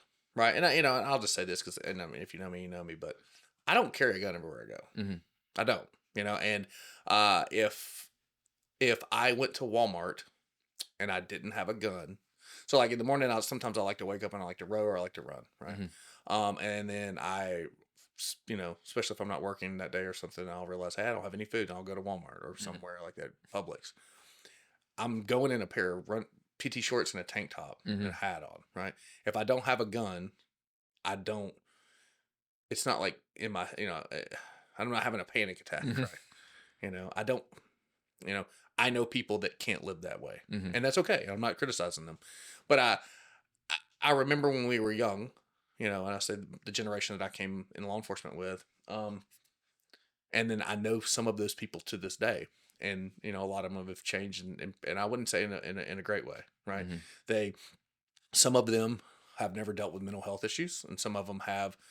And I say post traumatic stress disorder. Clearly, I'm not a doctor, clearly, but I'm a friend, right? And I've seen people get in these headspaces where they think that the world, everything's out to get them, or they criticize everything in their life, to include themselves, right? And I think that they've walked around in like a red or an orange for so long that's the only place they can operate in, and I'm thinking about somebody in particular, they think that, they go out to restaurants, like, oh, that person saw me, that person could probably recognize me, and they're probably going to mess with my food. Right. I mean, is that, are you that important? And B, that's, the guy working at Chick-fil-A is just trying to get paid. They say at your service, man. What else do you want? You know what I'm saying? Or whatever. But the mental health piece is kind of hard. And when you're dealing with people that are, hyper vigilant all the time, it scares me. And it scares me not because I'm scared of getting hurt or anything, but it scares me because it's like, these people started this profession, probably under really good pretenses, and then a lot of times when they leave, it's not the way they want to leave, and that sucks. Yeah, because you want to, and it's a culture thing, right? It's because I was at the academy, right? So I was at the academy for and I want to say it was there's no such thing as a big deal, but I was a big part of that place for a very long time. And when I walked out of there, I didn't quit. I went to another agency. I mean, I went to another, I was in the state and I transferred to another state agency, went back to the field looking to get back into the fight, because I don't think you're supposed to be in the training realm, just in the training realm, for a very long time. I was there for like 7 or 8 years. That's too long. Right. I was talking about stuff that I hadn't done in 5, 6, 7 years. Like what, Oh, and I saw a problem with that, and it probably was like that imposter syndrome, where you're just like, because I don't really care what they're saying about me, but I don't want to be lying to them, and I don't want to lie to myself, right? Sure. But when I left there, I was like, hey, I'd come up as an instructor and got into supervision, and I was, I had hired, when I say had hired, I'd been a part of the hiring process with almost everybody there at that point, with minus 2 people. And like I left, and I think I took a week off from my last day until I went to work at the agency, where I had to like, put a suit back on and be like a real cop again, which is a great opportunity. And when I left the academy, I remember the bosses and stuff were like, "Hey, when's your last day?" I was like, "Today." And I thought it was a joke because I thought they were at least going to like, and what I used to do when the people retired, I would bring beers, not in my work car. Yeah. But when they got done, I was like, "Hey, let's go on top of the hill and have a beer." Because if you've been to Toledo, there's a hill on the back, and the hills. If you've been through that place, you've been there, right? And you go to the top and you drink a beer and say, "Hey, man, safe travels," because that's I'm not going to buy you a plaque or buy you a leather jacket or something, but we can have one last, we can have a beer together, not in work clothes, not in work, no guns, and then and next time we see each other, we're friends. We're not, "Hey, we used to work together. Hey, that's my friend," right? Okay, that's the way I thought I'd think about stuff. Yeah. But when I left, I was like, "Oh, this last day," I was like, "Oh, they're at least gonna, hey, nothing." And I didn't want anything, but I was just like, that is kind of weird. It was just kind of, if I have a feeling, it was kind of sore after that, because I was just like, wow, man, like, I spent a long time there, and yeah, it was very, very odd. Yeah. Well, and there's an important, I don't know, lesson, principle, whatever you want to say, in that, those situations, a lot of times people invest so much of their life into that job. And then I'm not saying you did that. I'm saying that, sometimes people, and then they forget that, like, when you leave, they're just going to fill your position and they're going to move on. And it's your family that's going to be there for the rest of your life. So, like, the importance of, like, prioritizing your family in those situations, and understanding that, like, that unit, that agency, that department, whatever, like, you are a number. Now, you have friends, right, that care about you. And I still do. And I'm not. Yeah. But I think that's just, it was very odd, and it's not that it hurt my feelings. It embarrassed me because I thought like, oh, they're, we're gonna, have a card, hey, nothing. And I was just like, man, I was like, I'm embarrassed because I like maybe thought I was a bigger deal. I thought maybe I was. Well, I think it's just also common decency for like. No, it's fine. And again, the circumstances of what was going on at that time, I'm sure they had other things going on. But I had left an agency like what I'd worked at for 10 plus years, that this large sheriff's office in Middle Tennessee. Dude, when I left there, man, like I was like crying. And like the people that were in the unit with me, hey, we're still friends today. I mean, it's odd. Like, the people that are in administration at this agency, like, hey, I'd kill for them. You know what I'm saying? And even when I left and went to the state, which is, hey, I still had access to the building. They invited me in, welcomed me. I could could leave here right now, go there, and they would, granted, there are people that hate my guts. I am positive of that, and if you're listening to this, punch yourself in the face. but I love those people to this day. And there's people at the academy that I still love to this day. And a lot of them have moved on, and that's good. And they're doing great things. And the people that hired me there didn't work there when I left. Right. I get that. But I just, it was a little like, wow. And I remember telling myself like, hey man, they'll replace you before your body gets cold. And I left, they didn't fire, you know what I'm saying? So it's not like they slated me in any way. I was just like, yikes. I mean, I guess it's like you tell everybody you're getting a new bike Christmas morning. You're like, oh no, guess those Santa Claus was running behind. But it's funny. But yeah. But I don't know where I was going with that. That's cool. Other than, I think if anybody was listening to this, the dudes that are walking out the door, you should not make a big deal about it, but you should make a deal about it. Because I watch people walk out the door under good, circumstances. And I've watched people, when I say walk out the door, if you get fired, you're not getting a party. Like, hey, Travis got indicted this month. So I'm a getaway party before his arraignment, right? But if you were, but when people retired, I didn't realize how big of a deal that was. And I'm not retired, but I'm, I'll make it. I will go to a retirement ceremony today. I'll break plans to go to somebody's retirement ceremony. And I suggest that anybody that has the ability to do that, because it does mean something to people, Yeah, I think that is important. I remember there's some buddies that I had when they would leave and I would be like, because nothing ever, especially if it's not a retirement. If it's a retirement, it's usually more of a big deal. But even Sure. if they just left after a few years, That's still a thing. yeah, there's still a thing. And I'd be like, hey, well, let's go to lunch or something. Let's go Yeah. do something. I'll, lunch on me. But I do agree with that. Yeah. People remember that, and it's not for that reason. It's but for them. It's not for you. It's for them, exactly. Yeah. And yeah, I think that is important. What advice would you give to newer cops? Oh, perfect. It's easy. Yeah, I've given this advice 1,000 times, maybe even more than that. Take your first year, right? Get through your academy, get through your training. That's not real. Okay, that's all fake. Sorry, I get an itch in my ear. Your police academy is, it's not. It's a great place. It's fun. It's not real. That's not the world that you're going to be living in. All right, by yourself in a car. I'm assuming you're patrol, right? Learn the roads. Get to where. Spend that first year to where, when they call your number or however they dispatch you, you're not like, or oh gosh, I can't, and that comes in, like, one day you wake up and you're like, what kind of, like, you haven't run into a call that you at least don't know how to handle, right? So that's when your time starts. Mm-hmm. And then say, hey, I want to, write down the 5, couple things that you want to do. For me, it was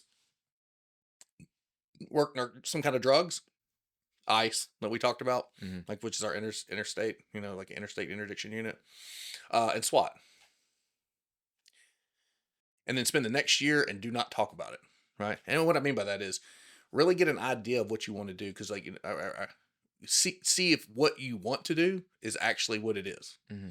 So, like, you say, like, a lot of people, and at the academy we would always say, like, I want to, like, write search warrants and take down da-da-da-da-da. Well, you want to be a city detective. That's what you want to be, not a DEA agent, because these DEA agents are sitting in a wire listening to a phone call in South America right now.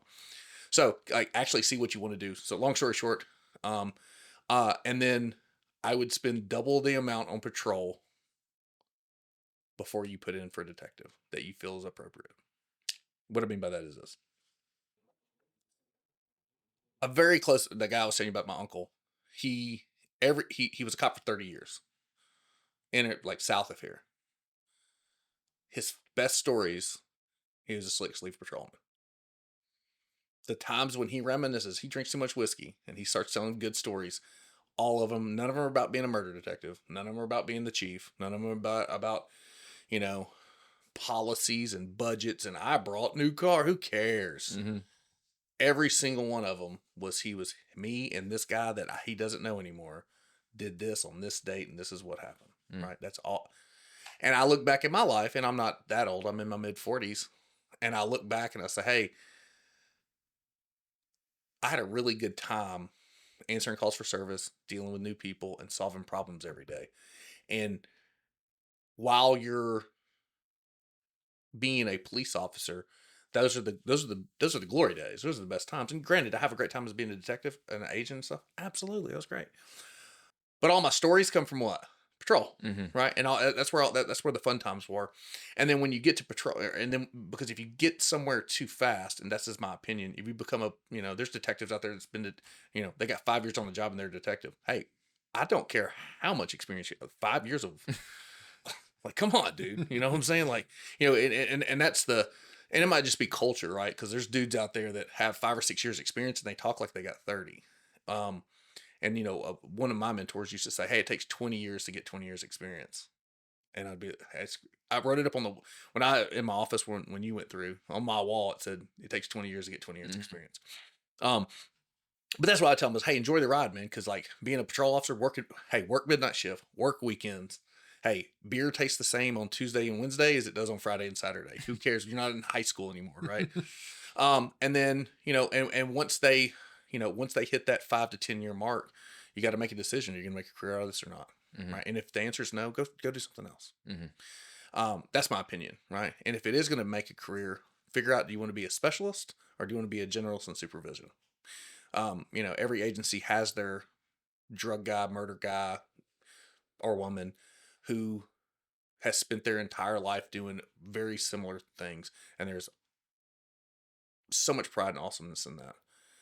But about 5 to 10 years in, if you decide, or 5-7 years in, if you decide, like, hey, I want to make a run at being the boss and invoke change at a policy level, then, if you spend your 30s and half of your 40s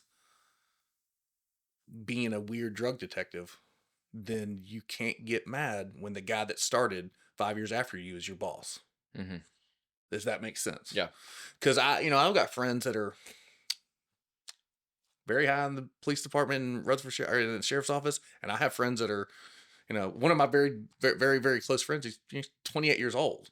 You know what I'm saying? I mean, he's a big fat pig. If he knows what I'm talking about, then, but,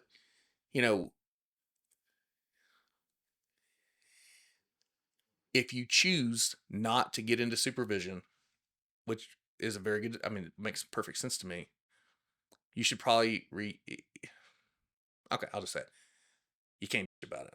Mm-hmm. You know what I'm saying? If you want to be the boss, like I'm an officer in the Army. Part of the reason why I did that is when I talked about being as a prior enlisted NCO, one of the guys that talked me into it was a colonel, prior staff sergeant in the Marine Corps. And he says, he's like, "Are you gonna be an officer?" I was like, "Nope, can't say. I don't particularly care for officers, right?" And the Marine Corps officers are a little different. Mm-hmm. But he said, "Hey, if you want to invoke change, there's only really one place to do it," and he's not wrong. So, like when I was platoon leader and stuff, I was just like, "Hey, my mission. Obviously, my mission was X, Y, or Z. I was an infantry guy, but my real mission, not a mission of mine, a priority, I guess you would say of mine, is to cut out the BS." Right. And, hey, if things don't make sense, let's not do it. And, and some people like that. Some people didn't. I equally didn't care, but I went all the way around the world to kind of tell you like, hey, you got to make a decision. And if you make the decision to be the specialty guy, then when you get passed over for promotions that you can't put in for, then that's your fault. Mm-hmm. And if you look at the guys and girls that took the path of, lieutenant, captain, major, they made that decision too. Yeah. Right. Yeah. And it's really easy to criticize people for making a decision, but if you didn't put yourself in the position to be able to make that decision, then you just need to be quiet. Mm-hmm. Yeah. And that's kind of hopefully. Yeah. No, it does. If that offends anybody, then no. Oh well. Who cares? Yeah. Well, Travis, this has been awesome. Yeah. I really appreciate you coming on the show. Man, this has actually been I feel like this is like therapy that I didn't pay for. I'm a therapist. Yeah. Yeah. No, I appreciate it though. Yeah. Absolutely. Yeah. Guys, thank you so much for watching. And as always, train to a higher standard.